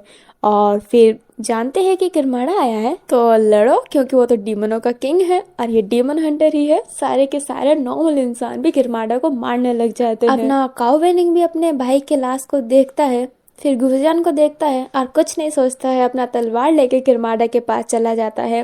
अबे किरमाड़ा के पास सब ऐसे झुक गए होते हैं, उसके ऊपर चढ़ गए होते हैं। बट किरमाड़ा सबसे बहुत अच्छे से लड़ रहा होता है। अभी वैन और जिससे एक जगह पे ही थे। वो लड़ाई करते करते पीछे आगे होता है। ऐसे धक्का लगता है तो पीछे आ जाता है ना, वैसे वो पीछे आगे होते हैं। अपना वैन कैजिंग कहता है, रूपमती ठीक है। अब नीचे से कहती है, रूपमती को मैंने कसम दे के रोक रखा है, वो वहीं पे ठीक रहेगी। यहाँ पे आके वो मर ही जाती, वैसे भी उससे लड़ाई नहीं आता। अभी सेम टू सेम ऐसा ही हुआ होता है जाओ के साथ। जाओ और सुबहारा और टेटस लड़ते लड़ते पीछे आ गए होते हैं। सुबहारा जाओ को देखती है और कहती है, याद है ना डेट की प्रॉमिस की थी। जाओ कहता है, एक बार इसको मार दे फिर चलेंगे। अपना टेटस कहता है, सुबहारा ये तो गलत है, मैं तुम्हें प्रपोज कर रहा हूँ तो मुझसे प्रपोज कर रही हो। यार मुझे लड़ना ही नहीं है, किसके लिए लड़ूं मैं। सुबहारा कहती है, जा जिसू से। सॉरी यार जाओ, मुझे इसके साथ ही डेट पे जाना पड़ेगा, हमारी डेट वाली प्लानिंग कैंसिल। जाओ कहता है, कोई बात नहीं, मेरे पीछे भी कोई पागल प्रेमी पड़ा है, अगर उसके सामने मैं तुम्हारे साथ डेट पे गया तो क्या पता वो तुम्हें ही मार दे। और ये कहते ही जाओ जिसू आगे लड़ने के लिए चला जाता है। जाओ जिसू कहता है, कौन होगा वो पागल आशिक। अपना टेटस कहता है, मुझे लगता है कि वैन केसिंग है, वो दोनों कुछ ज़्यादा क्लोज है। अपनी सुबारा कहती है, वो वैम्पायर, हाँ ठीक है, मुझे क्या करना है। और ये कहते ही सुबारा भी चली जाती है अपने किरमाड़ा से लड़ने। भाई बेचारा अपने एक हाथ से ही लड़ रहा होता है। एक हाथ तो पहले ही उसने शहीद कर दिया था किरमाड़ा से फर्स्ट टाइम वाली लड़ाई में। अपनी जो स्नोमी रहती है ना, वो अपने चैंगलिंग के पास जाती है और देखती है कि रानी मर चुकी है, तो वो कुछ कह ही नहीं पाती है। चैंगलिंग अपने आंखों से आंसू साफ करता है और कहता है, धन्यवाद यहाँ पे आने के लिए। अपनी स्नोमी कहती है, आप उदास मत होइए, आपकी माँ बहुत ही बहादुर थी। अपना चैंगलिंग कहता है, मैं जानता हूँ कि मेरी लुई माँ बहुत बहादुर थी, अब मुझे भी बनना है। अपनी स्नोमी कुछ कह नहीं पाती है। अब चैंगलिंग फटाफट टेलीपोर्ट होके अपने किरमाड़ा के पीछे जाता है। अपने एक तलवार से किरमाड़ा के ना पेट पे स्टैब कर देता है। अपना किरमाड़ा चैंगलिंग का गला पकड़ लेता है और उसे फेंक देता है। बट अपना चैंगलिंग जैसे ही गिरने वाला था, उससे पहले वो टेलीपोर्ट होके वापस किरमाड़ा के पास चला जाता है और उसी तलवार को ट्विस्ट कर देता है। बट अपना किरमाड़ा उस तलवार को निकाल के तोड़ देता है और उस तलवार को अपने ना चैंगलिंग के पेट पे स्टैब कर देता है। चैंगलिंग के मुंह से खून निकलने लगता है, बट वो उस आधी टूटी हुई तलवार को वापस निकालता है, अपने आप को एकदम फास्टली हील कर लेता है और उस टूटे हुए पीस को किरमाड़ा के नेक पे मारने की कोशिश करता है।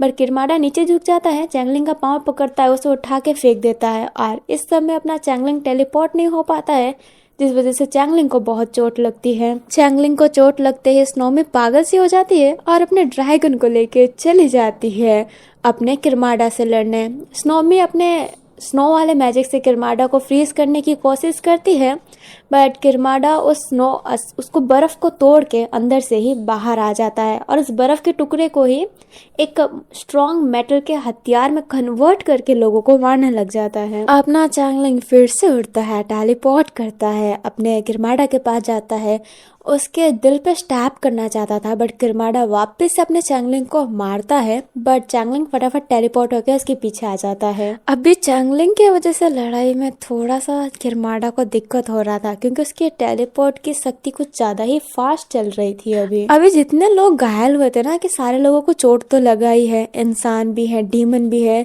चैंगलिंग एक बार में जमीन पे हाथ रख के किरमाडा को छोड़ के सभी को हील कर देता है। कावेनिंग, गुजियान, बाई, प्रिंस सबके सब हील हो चुके होते हैं। सॉरी, प्रिंस नहीं, वो तो अभी किरमाडा के अंदर है।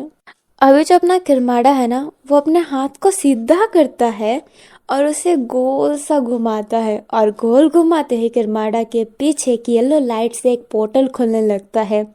उस पोर्टल में से एक अजीब सा क्रीचर बाहर आता है और वो हमारा इक्रेस है। इक्रेस एक बकरी की तरह लगता है जिसके सींग बहुत बड़े हैं बट वो कोई नॉर्मल बकरी नहीं है, एकदम बहुत भयानक सी। और उसके सर पे एक स्टार है जो गोल है, मतलब है ना, स्टार को गोल सी जगह में एक स्टार को स्केच कर दिया है, वैसा था एकदम। उसकी सांसें किरमाडा को ढक रही होती हैं। सारे के सारे डर से गए होते हैं उसको देख के, सारे नॉर्मल इंसान, क्योंकि इतना बड़ा डीमन से वो लड़े नहीं है आज तक। अभी जो अपना इक्रेस है ना, वो अपने किरमाडा के पाँव के पास जाके लेट जाता है।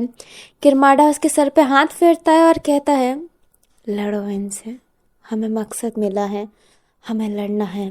और इतना कहते ही इक्रेस एक बार में ही उन 100 इंसानों में से 50 इंसानों को तो खा जाता है। कावेनिंग के सामने उसके 50 लोग और मर गए होते हैं।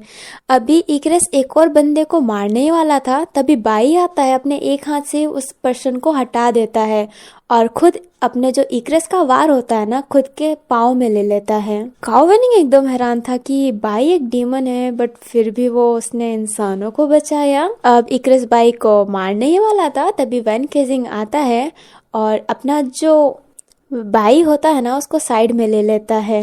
अभी जाओ जिसू भी इक्रेस से लड़ने लग जाता है क्योंकि इक्रेस से लड़ना ज़्यादा जरूरी हो गया है क्योंकि वो एक बार में 50 लोगों को खा जा रहा है यार, उसकी लाश भी नहीं छोड़ रहा। अब अपना जाओ जिसू इक्रेस से लड़ रहा होता है बट इक्रेस वो है ना, एक डीमन टाइप का है, बहुत बड़ा है, इस वजह से वो जाओ जिसू का ना लाइक पाँव तो चीड़ ही देता है पूरा। जाओ जिसू का पाँव पूरा घायल हो गया होता है, उसकी पूरी ऐसे ना कि हड्डी दिख रही होती है अब अंदर की।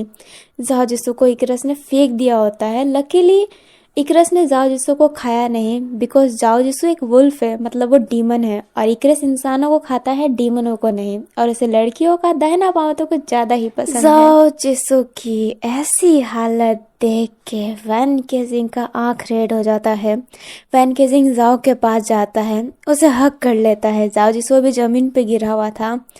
जाओ जिसू वैन केजिंग के गालों को छूता है और कहता है, रो मत, ये समय रोने का नहीं, लड़ने का है। अपना जाओ जिसू की आंखें धीरे धीरे बंद हो रही होती है।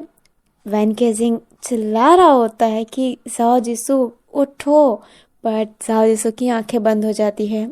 आंखें बंद होते ही वैन केजिंग के विंग्स बाहर निकल आ जाते हैं, वो ब्लैक कलर के विंग्स। बाई उन विंग्स को देखने लगता है। अगली बार जब ये विंग्स निकला था तब बहुत से लोग मर गए थे। अभी जो अपना वैन केजिंग है, ना दाएं देखता है ना ही बाएं, किसी पे नहीं, सीधा इक्रेस के पास जाता है और उससे लड़ने लग जाता है। वो अपने हाथों से ही लड़ रहा होता है। अभी अपना वैन केजिंग इक्रेस से कुछ ज्यादा छोटा है ना, बट फिर भी वो काफी अच्छे से लड़ रहा होता है। अपना वैन केजिंग जाओ जिसू के वेपन से ही इक्रेस से लड़ रहा होता है। अपनी कावेनिंग अपने किरमाडा से लड़ रही होती है। अभी किरमाडा कावेनिंग को मारने वाला था, तभी गुजियान किरमाडा का वार ले लेती है अपने ऊपर। कावेनिंग एकदम हैरान था। गुजियान का खून कावेनिंग के कपड़ों पे लग जाता है। कावेनिंग कहता है, बीच में क्यों आई?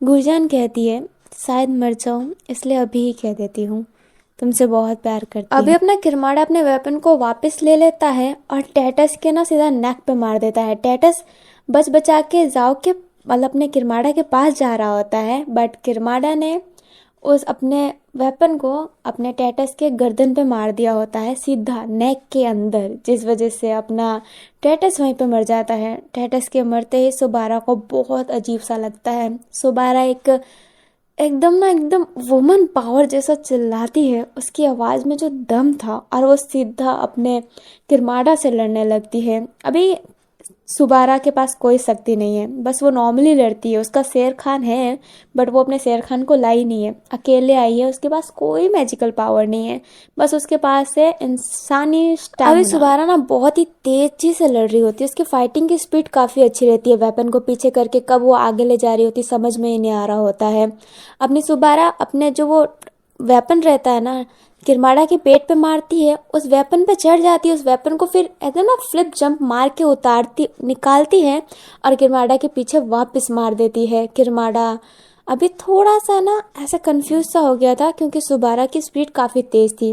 अभी अपने चैंगलिंग टेलीपोर्ट होके जाओ जिसू के पास जाता है और उसके पाँव को ना अच्छे से हील कर देता है। और उसकी हीलिंग अभी इतनी फास्ट थी कि जाओ जिसू का जो मांस जो कट गया था ना वो वापस आ गया था, बट जाओ जिसू का पाँव में हल्की फुल्की निशान अभी हो गई अपना थी। वैन के जिंग अपने इकरस से लड़ रहा होता है और अपनी वैन के जिंग की मदद अपनी स्नोमी कर रही होती है। अपना वैन के जिंग स्नोमी में ध्यान ही नहीं दे रहा होता है, जिससे थोड़ी देर खड़ी हो जाती है और कहती है, इकरस से लड़ो किरमाड़ा से लड़ो। इकरस ने जाओ जिसू को चोट पहुंचाया है, किरमाड़ा ने तो मेरी पूरी फैमिली को ही चोट पहुंचाया था। किससे लड़ूं किससे लड़ूं। अभी जिसे देखती है, क्योंकि अब स्नोमी के साथ अपना वैन केजिंग है, वो दोनों अच्छे से लड़ रहे हैं इकरस से। और अभी अपने किरमाड़ा के पास तो सारे ही लोग हैं। अपनी जिससे कहती है चलो इकरस के पास जाते हैं, और ये कहते ही इकरस से लड़ने लग जाती है। अभी अपना जाओ जिसू, उसकी आंखें धीरे धीरे खुल रही होती है। अभी जाओ जिसू को ना एक वाइट सी शैडो कुछ दिखाई देती है, एक वाइट सी सोल काइंडली। अपने जाओ जिसू वो ध्यान से देखता है ना, तो सोल के अंदर ना उसको अपनी माँ का चेहरा दिखाई देता है। उसे एक आवाज़ सुनाई देती है जो कहती है, हमारी खून बहुत ही प्योर है, अपने खून का यूज़ करो, अपने खून का यूज़ करो। अभी जाओ जिसू कुछ समझ नहीं पा रहा होता है। वो अपनी आंखें खोलता है। अपने जो वेपन होता है ना, वो तो उसके पास नहीं था, क्योंकि उसका वेपन तो अपना वैन केजिंग ले लिया था। तो वो एक नॉर्मल ही तलवार को, एकदम नॉर्मल तलवार को जो काऊ वेनिंग के लोग लाए थे, उस तलवार में अपना खून डाल देता है और हिम्मत करके किरमाड़ा के पास जाता है और उसका हाथ को ना हल्का सा काट देता है। और लकीली उसके खून के वजह से किरमाड़ा का जो चोट था ना जल्दी हील नहीं हुआ था, वो कट जल्दी हील नहीं हो रहा था। जाओ जिसू हल्के आवाज में ही कहता है, हमारा खून प्योर है। अभी अपना जो इकरस है ना, वैन गेजिंग को मारने ही वाला था, मतलब उसके ऊपर पाँव रखने ही वाला था अपना। तभी अपना जाओ जिसू फटाफट किरमाड़ा को छोड़ के इकरस के पास जाता है, उसके पाँव पे स्टैप करता है, हल्का सा काट देता है, उसके पूरे पाँव को आधा अलग कर देता है अपने तलवार से, और अपने वैन केजिंग को साइड में ले जाता है। वैन केजिंग को जिंदा देख जाओ जिसू को जिंदा देख के वैन केजिंग को ना बहुत ही शांति मिलती है। वो उसे गले लगा लेता है और कहता है, मैं तो सोचा था कि तुम, बट वो आगे कुछ कह ही नहीं पाता है। जाओ जिसू वैन केजिंग की आंखों में देखता है और कहता है, हमें जीतना है, हमें जीतना है। और ये कहते ही अपने खून को अपने ही वेपन में लगा देता है और अपना जो तलवार जो लाया था ना वो अपने वैन केजिंग को दे देता है और अपना वेपन ले लेता है और कहता है, इससे लड़ो, जल्दी मार पाओगे। और ये कहते ही अपने दूसरे साइड चला जाता है किरमाड़ा से लड़ने। अपना जो वैन केजिंग है अब अपना इकरस से लड़ रहा होता है और अपना जाओ जिसू किरमाड़ा से। अभी जो जाओ जिसू है ना, लड़ते लड़ते सभी के वेपन में अपना खून डाल रहा होता है ताकि जो डीमन है ना जल्दी हील ना हो सके। जाओ जिसू का खून पहले भी कह चुकी हूँ बहुत ही प्योर है। अभी किरमाड़ा थोड़ा सा वीक सा पड़ रहा होता है, बट उसके चेहरे पे कोई इम्प्रेशन नहीं था। उससे ऐसा था ही नहीं कि वो वीक पड़ रहा है, उसे जीतना है, नहीं, कोई आ रहा है लड़ रहा है, इंसानों को बस उसे मारना है, क्योंकि उसका मकसद ही यही है कि उसे इंसानों को मारना है। बट जो बीच में आए उसे भी उसे मार देना है, अपने प्रिंस ने जल्दबाजी में कह दिया अभी था। किरमाड़ा कुछ नहीं करता है, चुपचाप अपने बालों को लेता है, आधे बाल गिर तोड़ लेता है और नीचे फेंक देता है, जिस वजह से किरमाड़ा का जो क्लोन है ना वो बहुत सारा बन जाता है। अब उस क्लोन में किरमाड़ा की 1% शक्ति है और वो 1% शक्ति ही काफ़ी है। किरमाड़ा ने अपने पूरे 50 क्लोन बनाए होते हैं जो सबसे लड़ रहे होते हैं। अभी किरमाड़ा का एक क्लोन स्नोमी के बर्फ से ही उससे मार देता है। स्नोमी मर जाती है। अपना वैन केजिंग जैसे तैसे करके इकरस को तो मार ही देता है। वो उसके क्रॉस जो निशान था ना स्टार के निशान पे, उसके बीच में तलवार मार देता है, जिस वजह से इकरस वहीं पे मर जाता है। बट इकरस तो मर गया, बट किरमाड़ा जैसे बहुत से आ गए और उसकी 1% शक्ति ही काफी है उन लोगों से लड़ने के लिए। स्नोमी को मरता देख वैन केजिंग बिल्कुल खुश नहीं था। वो टूट सा गया था, क्योंकि स्नोमी भले ही कितनी भी टॉक्सिक थी, वैन प्यार करता था या फिर नहीं करता था, बट फ्रेंड तो थी ना उसकी। अब वैन केजिंग अपने होशो हवास खो के लड़ रहा होता है। कोई भी आए मार देगा उसे, मतलब कितने भी किरमाड़ा के क्लोन आ रहे थे वो मारा जा रहा था उन सबको बहुत ही मेहनत से। अभी लड़ते समय अपना काउ वेनिंग, अपनी बाई और अपनी गुरजान पीछे आ गई होती है। काउ वेनिंग बाई से कहता है, अगली बार तुम इससे कैसे जीते थे। अभी बाई लड़ते लड़ते ही बताता है। काउ वेनिंग कहता है, मैंने किताब में इसे मारने का तरीका देखा था, बट उस तरीके के लिए बहुत से लोग मर जाएंगे। अपना बाई कहता है, वो तरीके से किरमाड़ा मरेगा नहीं, बस वो कैद होगा। किरमाड़ा कभी नहीं मर सकता है। अभी जो अपना सुबारा है अभी भी किरमाड़ा से लड़ रही होती है, रियल वाला किरमाड़ा, उसका क्लोन नहीं। अभी अपना किरमाड़ा अपने हाथों की एक उंगली को अपने जो सुबारा होती है ना उसके सर के अंदर डाल देता है। सुबारा की भी मौत हो जाती है। अपना चैंगलिंग अब अकेला किरमाड़ा से लड़ रहा होता है। सुबारा की लाश अपने टेटस की लाश के पास ही पड़ी हुई थी अपनी चीज से। अब ना इकरस तो मर चुका है, वो इकरस को छोड़ के अपने किरमाड़ा के पास चली जाती है लड़ने के लिए। अब लड़ाई में जिससे किरमाड़ा और चैंगलिंग थे, मतलब मेनली तो यही थे, पीछे थोड़े बहुत थे, उसको काउंट ही कौन करता है। अपनी चीज से लड़ते लड़ते अब किरमाड़ा से लड़ रही होती है, बट बीच में क्लोन आ जाता है, तो क्लोन से लड़ते लड़ते वो बाई और उनके पास आ जाते हैं और उसकी बातें सुन लेती हैं। अपनी चीज से कहती है, एक रास्ता है मेरे पास, तुम उससे करोगे तो तुम सबको बचा सकते हो, बट तुम्हें मरना पड़ेगा। अपना भाई बिना कुछ सोचे समझे कह देता है कि ठीक है, वो मरने के लिए तैयार है, बस उसे रास्ता जानना है कि वो कैसा रास्ता है जो किरमाड़ा को मार सकता है। बाई को भी किरमाड़ा से मारने से ज़्यादा इम्पोर्टेंट कुछ भी नहीं है, कुछ भी नहीं। और अभी के लिए इतना है। मुझे पता है कि इस पार्ट में बहुत से लोग मरे हैं, बट मरना जरूरी था, क्योंकि किरमाड़ा कोई छोटा विलन नहीं है जिसको चैंगलिंग भी मार देगा कि आया फूंग खत्म, ऐसा नहीं है। किरमाड़ा को मैंने जितनी हाइप दी थी उस हिसाब से इतने लोग तो मरने ही थे। मुझे पता है कि आप गुस्सा हो गए होंगे, बट कभी कभी हैप्पी एंडिंग नहीं होती ना, सैड एंडिंग भी ज़रूरी होती है। और अगले पार्ट में भी मरेंगे, तो देखते हैं कौन जिएगा कौन मरेगा। मैंने पहले ही कहा है, सैड एंडिंग भी कभी कभी ज़रूरी होती है। स्वागत है मौत के नंगा अनाज के लास्ट पार्ट में। कुछ ज़्यादा ही रफ बोल दिया ना, सॉरी, माफ़ करना। Hello guys, welcome to my channel Venjo World, और मैं आपके साथ शेयर कर रही हूँ वेंजो एफएफआर वुल्फ। और आज लास्ट पार्ट है।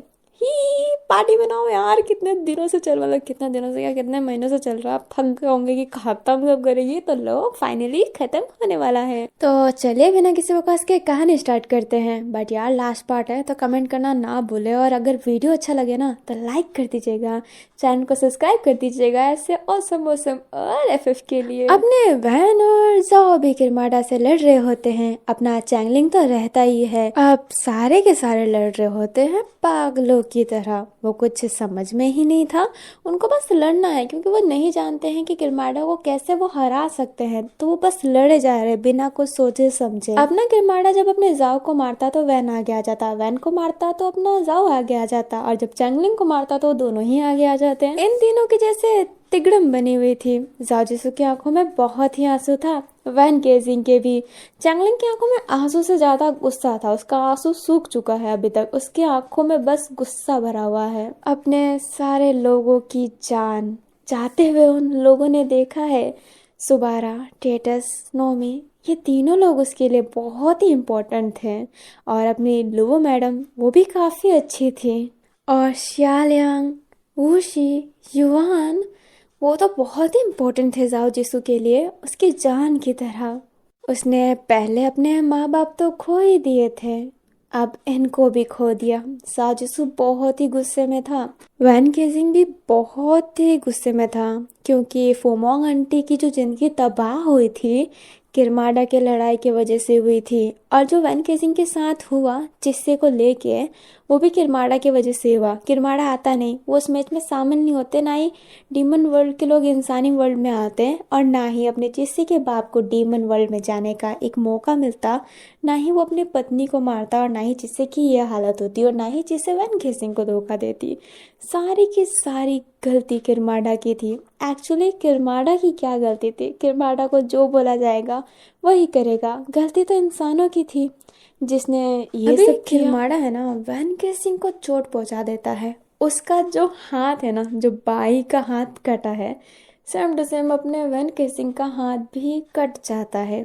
अपने किरमाड़ा ने वैन केसिंग का हाथ बहुत ही एकदम स्मूथली काट दिया होता है, वैन केसिंग के हाथों से खून निकल रहा होता है, बट वो चिल्लाता या फिर कुछ नहीं करता है। अभी चैंगलिंग वैन केसिंग के पास जाता हील करने के लिए, पर किरमाड़ा उसका गला पकड़ लेता है और उसके गले को ना बहुत तेज दबाने लगता है। अपना चैंगलिंग पता नहीं क्यों किरमाड़ा के हाथों में फंसते ही वो टेलीपोर्ट कर ही नहीं पा रहा होता है। अपना जाओ जिसू को समझ में नहीं आता कि वो क्या करे, वैन के पास जाए, चैंगलिंग के पास जाए। अपना जाओ जिसू एकदम चिल्लाता है, और अचानक से उसके पीठ में से विंग्स बाहर आ जाते हैं, और अभी जो अपना जाओ जिसू है ना, नॉर्मल रुक में है।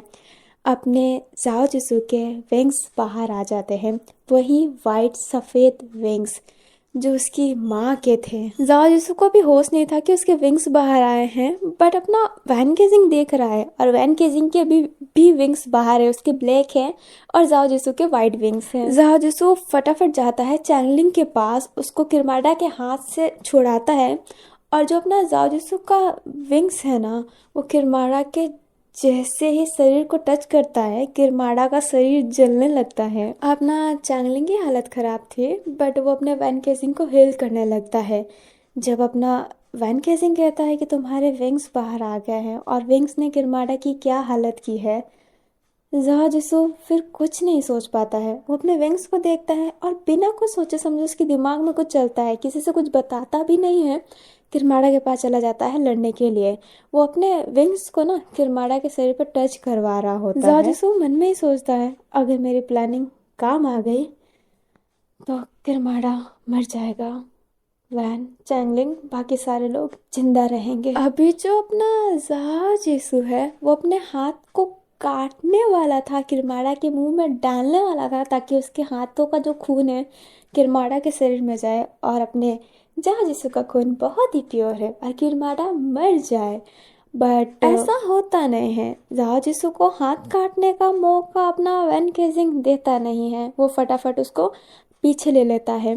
अपना जाजू चिल्ला के बोलता है कि तुमने ऐसा क्यों किया। अपना वैन केसिंग कहता है, तुम मरना चाहते हो, तुम भी अपना हाथ गंवाना चाहते हो जैसे मैंने गंवाया है। जाजू वैन केसिंग के हाथ से छूटता है और कहता है, वैन केसिंग मेरे बीच में मत आओ, मैं उसे मार डालूंगा। अपना वैन केसिंग कहता है, मैं भी मार डालूंगा, मैं तुम्हारे बदले में उससे मारूंगा, मैं तुम्हें कुछ नहीं होने देना चाहता, अपने आंखों के सामने तो कुछ भी नहीं। जाजिसू कहता है, ये बात अभी प्यार मोहब्बत का नहीं है, सारे लोगों की ज़िंदगी खतरे में है। वैन केसिंग कहता है, मेरे लिए अभी ज़िंदगी सिर्फ तुम ही हो। अपना वैन केसिंग बहुत ही रोने वाला चेहरा बना लेता है। जहाजिसु शांत होता है, वो वैन केसिंग की फीलिंग समझ रहा था, बट अभी इस फीलिंग को समझ के जहाजिसु कुछ कर भी नहीं पाता। जहाजिसु कहता है, तो चैंगलिंग का क्या, उसने अपनी माँ खो दी इस किरमाड़ा की वजह से, और तुम्हारी चीज से वो भी तो मरने वाली है ना, स्नोबी भी मर चुकी है, तुम्हारी एक्स, सारे मर रहे हैं, सारे के सारे। मेरे एक के मरने से अगर लाखों की जिंदगी बच रही है, तो क्या चाहता है वैन केजिंग, क्या चाहता है? अपना वैन केजिंग कुछ कह ही नहीं पाता है।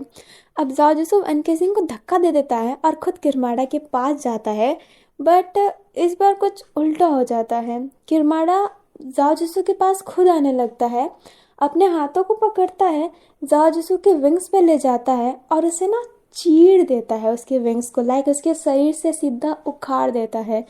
जाओ जिसू के पेट में से पूरा खून निकलने लगता है। अपने किरमाड़ा के हाथ पूरी जल तो गई होती है, बट उसे कोई फर्क नहीं पड़ता है। वो उस विंग को थोड़ा दूर फेंक देता है और उसकी हाथ अभी भी हील नहीं हुई होती है। अब किरमाड़ा अपने जाओ जिसू का गला पकड़ता है, सीधा जमीन पे गिरा देता है, और जहाँ पे गिराया होता है वहाँ पे खड्डा हो गया होता है। वैन केजिंग किरमाड़ा के पास जाता है, उसको पीछे से पकड़ लेता है, बट किरमाड़ा अपने वैन केजिंग को पीछे से लात मारता है और वैन केजिंग पीछे गिर जाता है।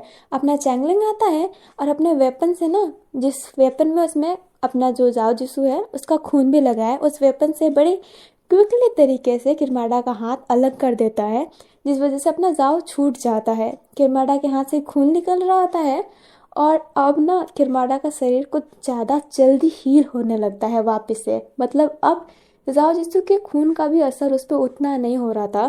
थोड़ा सा टाइम लग रहा था हीलिंग में, बट वो कर ले रहा था। अब लड़ते लड़ते ही अपने किरमाड़ा का वो जो हाथ कटा था वो वापस आ जाता है। वैन केजिंग किरमाड़ा के पास जाता है, उसे फिर से पकड़ता है, बट किरमाड़ा उसे फिर से फेंक देता है। वैन केजिंग गुस्से में चिल्लाता है, क्या मैं पंचिंग बैड हूँ क्या जो तुम मुझे फेंके जा रहे हो? छोड़ूंगा नहीं तुझे, तेरी जान ले लूंगा। और ये कहते ही वापस किरमाड़ा के पास जाता है। अभी जो नॉर्मल लोग हैं ना, वो भी किरमाड़ा से लड़ना चाहते थे, बट कहाँ से ही जाए, वो चारों ही जानवरों की तरह लड़ रहे थे, वो कैसे ही जाए। अभी अचानक से ना सबकी बॉडी ऐसे ठक रुक सी जाती है। सबके शरीर में से ऐसा लगता है कि कोई शक्ति ले रहा है। सारे के सारे एकदम वो अपना गर्दन भी हिला नहीं पा रहे होते हैं। अभी जो अपना गाओ वेनिंग है ना, उसके हाथों में वो सारी शक्ति जा रही होती है और वो एकदम, उसका शरीर एकदम वाइब्रेट हो रहा होता है। वो बहुत मुश्किल से किरमाड़ा के पास जाता है। किरमाड़ा बस शांति से काव वेनिंग को देख रहा होता है। काव वेनिंग किरमाड़ा के पास जाता, बट अपना काव वेनिंग एक नॉर्मल इंसान है और उसे इंसानों को मारना तो है ही, इसलिए किरमाड़ा उस पर वार करने लगता है। बट अपना काउ वेनिंग बचता है और किरमाड़ा के पास और जाने की कोशिश करता है। किरमाड़ा अपने वेपन को काउ वेनिंग के पास ले जाता है, बट काउ वेनिंग खुद उस वेपन को अपने शरीर के अंदर डाल लेता है और किरमाड़ा के शरीर के अंदर भी डाल लेता है और उसे काइंडली हग कर लेता है। अभी काउ वेनिंग किरमाड़ा को हग कर लिया होता है। सारे के शरीर अभी भी फ्रीज थे, कोई हिल नहीं पा रहा था, किसी को समझ में नहीं आ रहा था कि हो क्या रहा है। अभी काउ वेनिंग अपने हाथों को किरमाड़ा की पीठ पर रखता है और एक मंत्र बोलता है, जिसमें की शक्ति रूह है। रूह को जिसमें में वास करवाओ, इस दुनिया से आजाद करवाओ। अपना किरमाड़ा की आंखें ब्लैक होने लगती है। काउ वेनिंग ऐसे ना एक तरफ देखता है, वहां पे गुजन जिससे अपना बाई वो जमीन पे पड़े हुए थे, वो तीनों ही मरने वाले थे।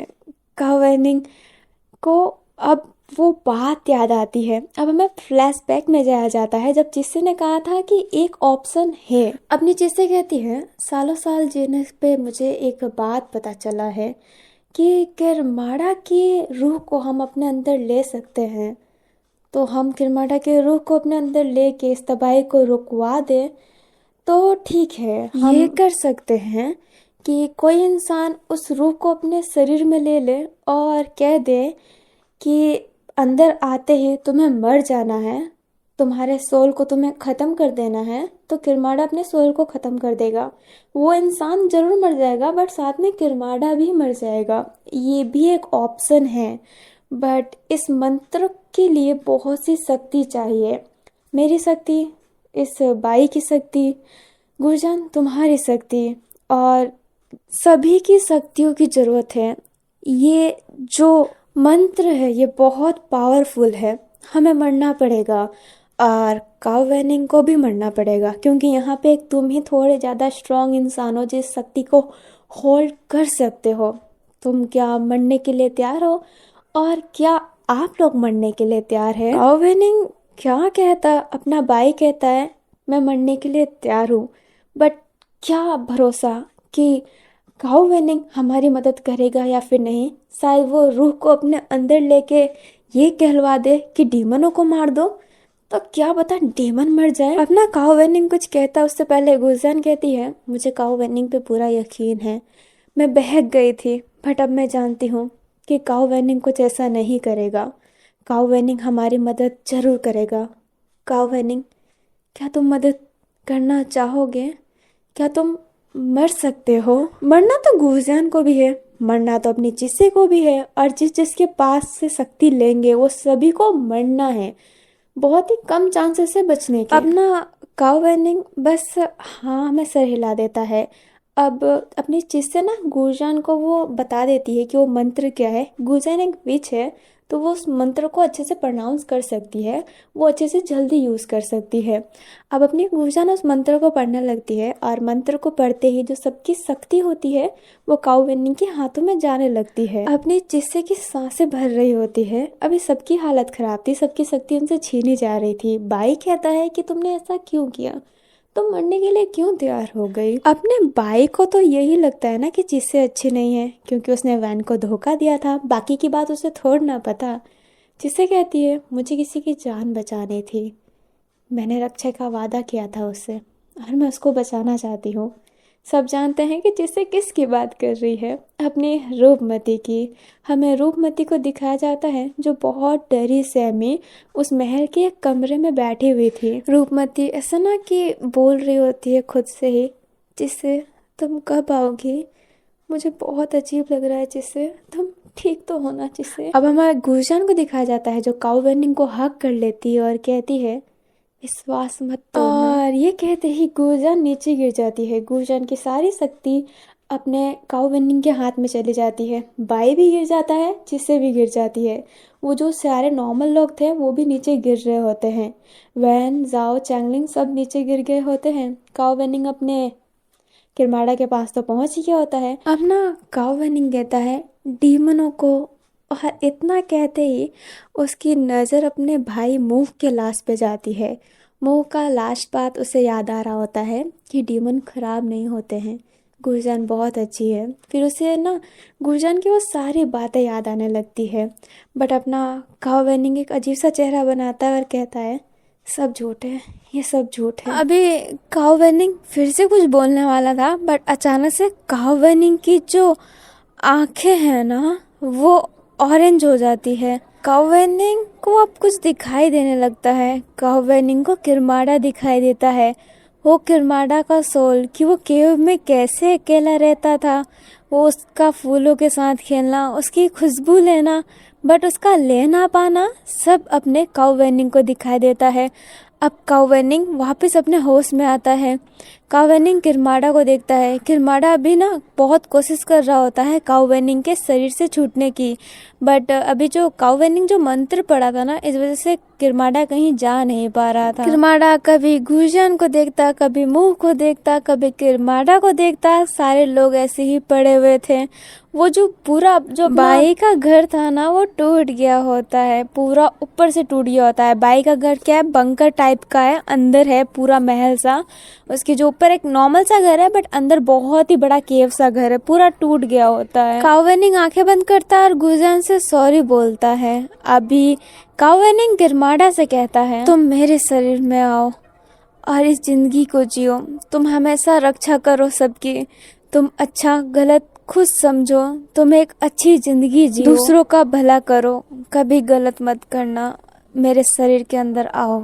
अभी इतना कहते ही जो किरमाड़ा का सोल है ना वो अपने प्रिंस के शरीर को छोड़ के अपने काव वेनिंग के शरीर में आने लगता है। अभी जो अपना प्रिंस रहता है ना उसकी जंजीरें ऐसे उसको लगता है कि वो खुल गया होता है। प्रिंस जंजीरें खोल के नीचे गिर जाता है, और जो अपना काव वेनिंग रहता है अब उसके शरीर में जंजीरें बन चुकी होती है। अभी काव वेनिंग नीचे गिर जाता है, सॉरी किरमाड़ा नीचे गिर जाता है, क्योंकि अब से काव वेनिंग का शरीर किरमाड़ा का है। किरमाड़ा नीचे गिर जाता है, सारे नीचे पड़े हुए। अपना जो प्रिंस रहता है ना वो मर चुका होता है, क्योंकि किरमाड़ा का शरीर अपने अंदर लेना कोई नॉर्मल ही बात नहीं है। जैसे ही किरमाड़ा निकलता वो मर जाता, ऐसे ही अपना प्रिंस मर चुका था। हर जगह एकदम शांति सी हो गई थी। अब अचानक से किसी की खांसी की आवाज़ आती है। वो अपना चैंगलिंग रहता है। चैंगलिंग खांसते खांसते उठता है, देखता है कि सारे लोग ही मर चुके हैं। चैंगलिंग पागलों की तरह वैन के पास जाता है, जाओ के पास जाता है। वो दोनों पास में ही थे ना, उन दोनों का शरीर साथ में हिलाता है और उनको उठाने की कोशिश कर रहा होता है। चैंगलिंग रोते हुए कहता है, उठो, तुम दोनों कहाँ जा रहे हो? मेरे साथ कौन रहेगा? उठो, उठो। बट अपना वैन और जाओ उठ नहीं रहे होते हैं। अपना चैंगलिंग कहता है, उठ जाओ, उठ जाओ। अब कट टू सीन गाइस, हमें 1 साल बाद का सीन दिखाया जाता है। अपनी रूपमती एक दुल्हन के जोड़े में तैयार उसने थी। एक हवन कुंड रख लिया था, उसमें आग जला दी थी। अपनी रूपमती वहीं पे बैठती है और उसने ना अपने जो ऐसे दुपट्टा होता है ना, जो दुल्हन का ओढ़नी जिसे कहते हैं, उसके अंदर एक जो बॉयज के सर पे जो रहता है ना, जो सर पे क्या गले में रहता है, गठबंधन, उसे बांध लिया था। और वो जो लड़के वाला साइड था ना, उसे भी अपने ऊपर ही रखा हुआ था। अभी वो हवन कुंड के पास बैठी थी, अभी वो शादी का मंत्र भी पढ़ रही थी। अभी अपनी जो रूपमती है वो उठती है और ऐसे ही ना उस जो हवन कुंड होता है उसमें 7 फेरे लेने लगती है। फिर वो एक मंगलसूत्र उठाती है, खुद पहन लेती है और सिंदूर लगा लेती है। फिर अपनी रूपमती उसी कमरे में जाती है जिस कमरे में चिसे सोया करती थी, उसका पुराना हाउस। और उस कमरे में जाके अपना जो बेड होता है ना, वाइट चादर वाला, उस पे बैठ जाती है।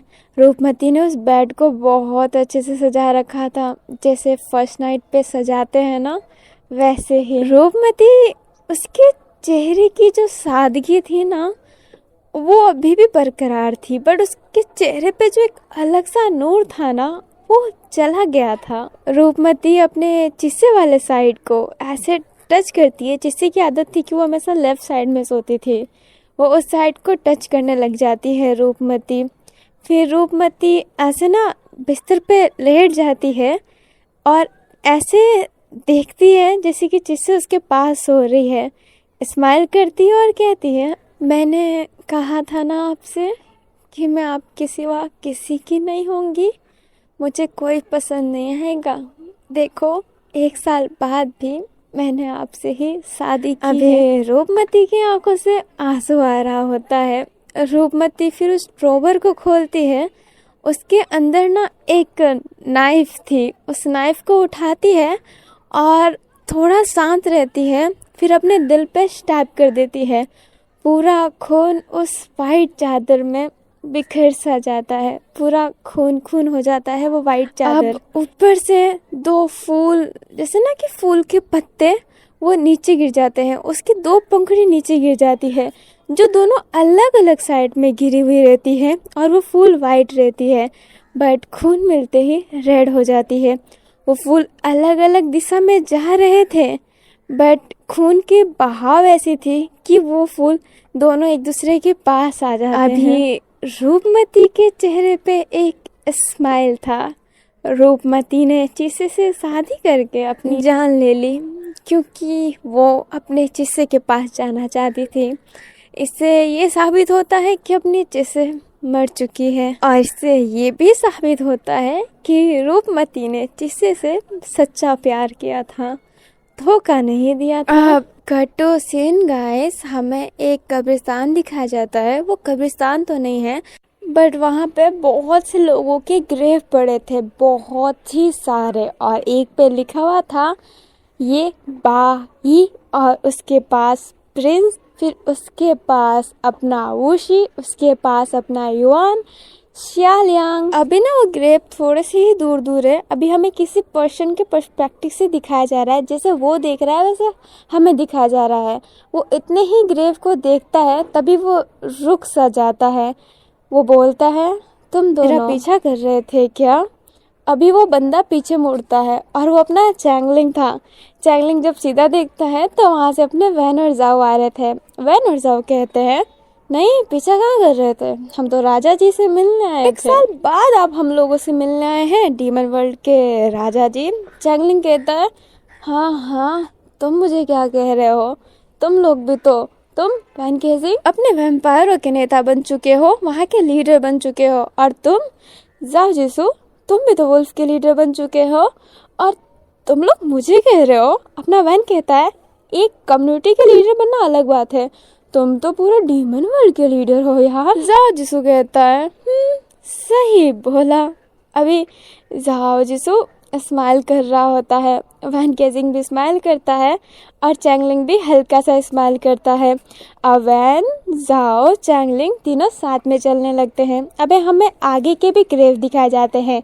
एक पे जिससे लिखा था, दूसरे पे अपना टेटस, सुबारा, स्नोमी, अपनी लुई, सबके ग्रेव वहाँ पे थे जो किरमाड़ा के फाइटिंग में लड़के मरे थे। वो सारे नॉर्मल इंसानों के भी ग्रेव वहाँ पे थे। अब हमें एक लार्ज ग्रेव दिखाया जाता है जिस पे लिखा हुआ था शियालियांग, मतलब अपनी गुजियान। गुजियान के ग्रेव के पास अपना वैन केजिंग रुकता है, अपने पीछे वाले जेब से एक फूल निकालता है, वाइट फूल, और उसके ग्रेव के ऊपर रख देता है। अभी जो अपना वैन केजिंग है ना, उसका एक हाथ कटा हुआ है। अब वो तीनों आगे जाते हैं, तब अपना वैन केजिंग अपने जेब से एक फ़ोन निकालता है और किसी को देख रहा होता है।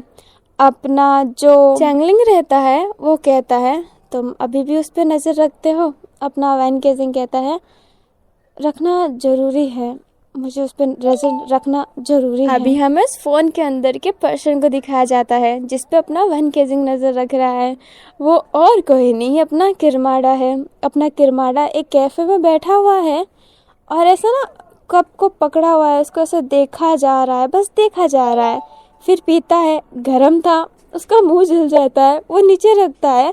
फिर वो सोचता है कि वो क्या करे, फिर वो फूंक मारने लगता है और फिर पीने लगता है। अभी किरमाड़ा न्यूबॉर्न बेबी की तरह था जिसे अपनी जिंदगी जीनी थी। अभी किरमाड़ा थोड़े दूर जाता है, बाहर कैफे के बाहर जब जाता है तो देखता है कि एक लड़की का पर्स कोई लेके भाग रहा है। किरमाड़ा ऐसे देखने लगता है, फिर उस चोर के पीछे भागता है और अभी किरमाड़ा के पास बहुत ही पावर है। किरमाड़ा उस हाथों हाथ उस चोर को पकड़ के उस लेडी को उसका पर्स दे देता है। वो लेडी कहती है शुक्रिया, आपका बहुत बहुत शुक्रिया, और ये कहते ही वो लेडी चली जाती है। किरमाड़ा और कुछ जवाब नहीं देता है और चुपचाप चल रहा होता है। अभी चलते चलते किरमाड़ा को एक फूल का शॉप दिखाया जाता है, वो जहाँ पे गुलदस्ते मिल रहे थे। अब अपना किरमाड़ा उस फूल के पास जाता है और उसकी खुशबू लेता है और किरमाड़ा को उसकी खुशबू बहुत अच्छी लगती है। उसके चेहरे पे एक स्माइल रहता है। मैं कहानी फ्लैशबैक में जा रही है जब अपना चैंगलिंग रो रहा था। चैंगलिंग रोते रोते अपनी जो शक्ति रहती है ना, वैन और जाओ पे रिलीज कर देता है। वैन और जाओ मरे नहीं थे, बस वो थोड़े कमज़ोर हो गए थे क्योंकि उसकी पूरी शक्ति चली गई थी। अभी शक्ति मिलते ही वो दोनों होश में आ जाते हैं फिर से। वैन और जाओ को जिंदा देख के वो बहुत ही खुश रहता है। चैंगलिंग वैन और जाओ को हक कर लेता है, वैन और जाओ भी उन लोगों को हक कर लेते हैं। अभी वो तीनों देखते हैं कि सारे लोग मर चुके हैं। वो तीनों एक जगह पे उदास होकर खड़े थे, तभी काऊ वेनिंग का शरीर हिलने लगता है। अभी इन तीनों को पता नहीं है कि एक्चुअली में हुआ क्या है, वो तीन तो बेहोश हो गए थे। अपने वो तीनों काऊ वेनिंग के पास जाते हैं और उसे उठाते हैं तो देखते हैं कि काऊ वेनिंग की आंखें ऑरेंज है, मतलब वो काऊ वेनिंग नहीं किरमाड़ा है। वो तीनों ऐसे ना अलर्ट मोड में आ जाते हैं और लड़ने के लिए तैयार हो जाते हैं।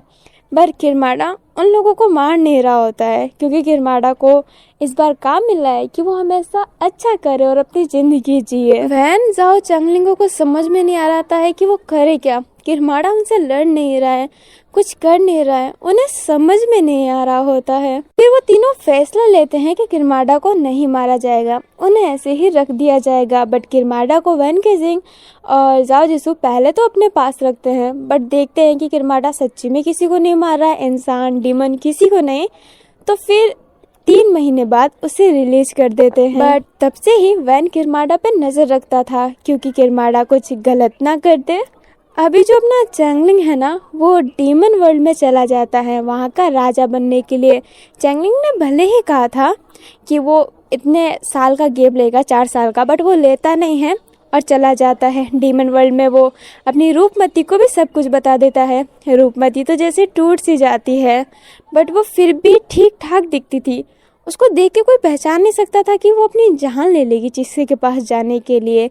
इसलिए अपने चैंगलिंग ने रूपमती को फ्री छोड़ रखा था, नहीं तो चैंगलिंग रूपमती का पीछा नहीं छोड़ता अगर उसे पता रहता कि रूपमती मरने का सोच रही है। अभी जो युवान और बाई का जो पढ़ा जाता है ना एक मरने के बाद कि उनका ओहदा किसे मिलेगा, बाई और युवान ने सोच लिया था। बाई ने बोला था कि वो मरेगा तो उसकी जितनी भी जो प्रॉपर्टी है, जितने भी पैसे हैं, सब वैन केजिंग को मिल जाएगा और वैम्पायर का लीडर भी अपना वैन केजिंग ही बनेगा।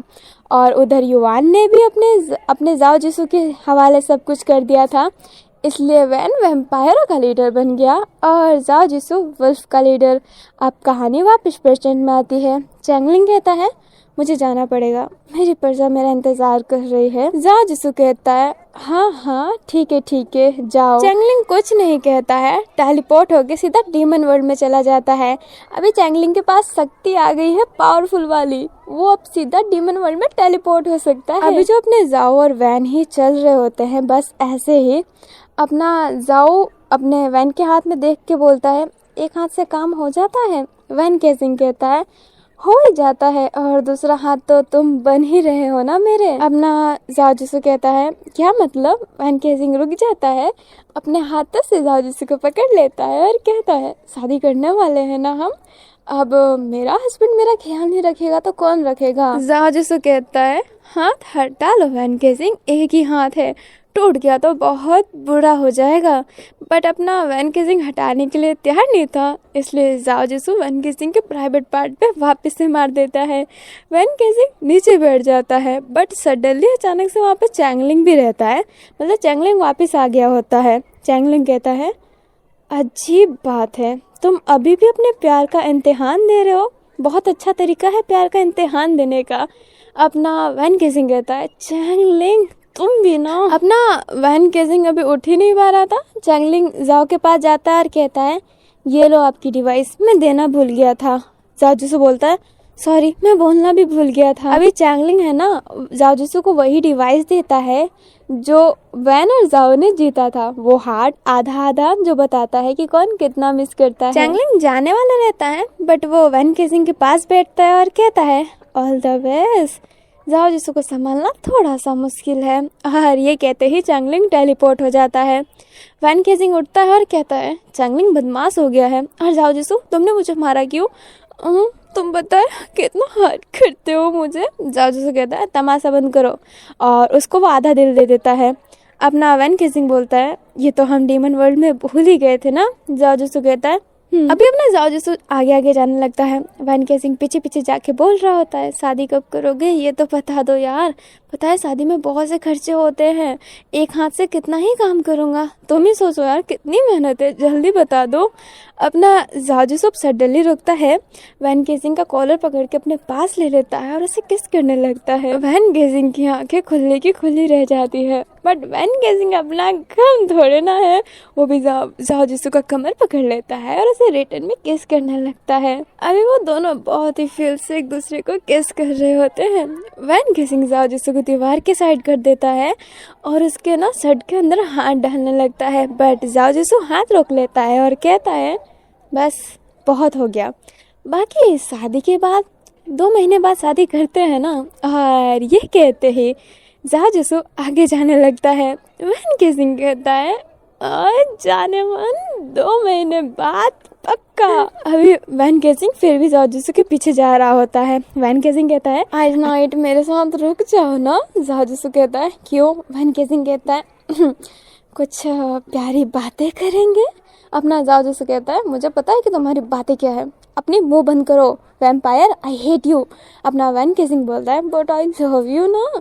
जाओ जिसू कहता है आई हेट यू। वैन केजिंग कहता है आई लव यू। जाओ फिर से हेट, बट वैन फिर से लव, बट इस बार अपना वैन हेट कह देता है और अपना जाओ जिसू कह देता है आई लव यू। अपना वैन केजिंग स्माइल करता है, जाओ जिसू को एक हाथ से ही बहुत कस के पकड़ लेता है। अभी वो दोनों ऐसे ही हग किए हुए थे और ये एफएफ यहीं पे खत्म होता है। बताना कमेंट में कि आपको ये एफएफ कैसा लगा। आई होप आपको ये एफएफ अच्छा लगा हो। मुझे पता है कि मैंने बहुत से लोगों को मारा है, बट मारना जरूरी था। जरूरी नहीं है कि हमेशा हर कोई बच जाए, कभी कभी किसी का मरना भी जरूरी होता है।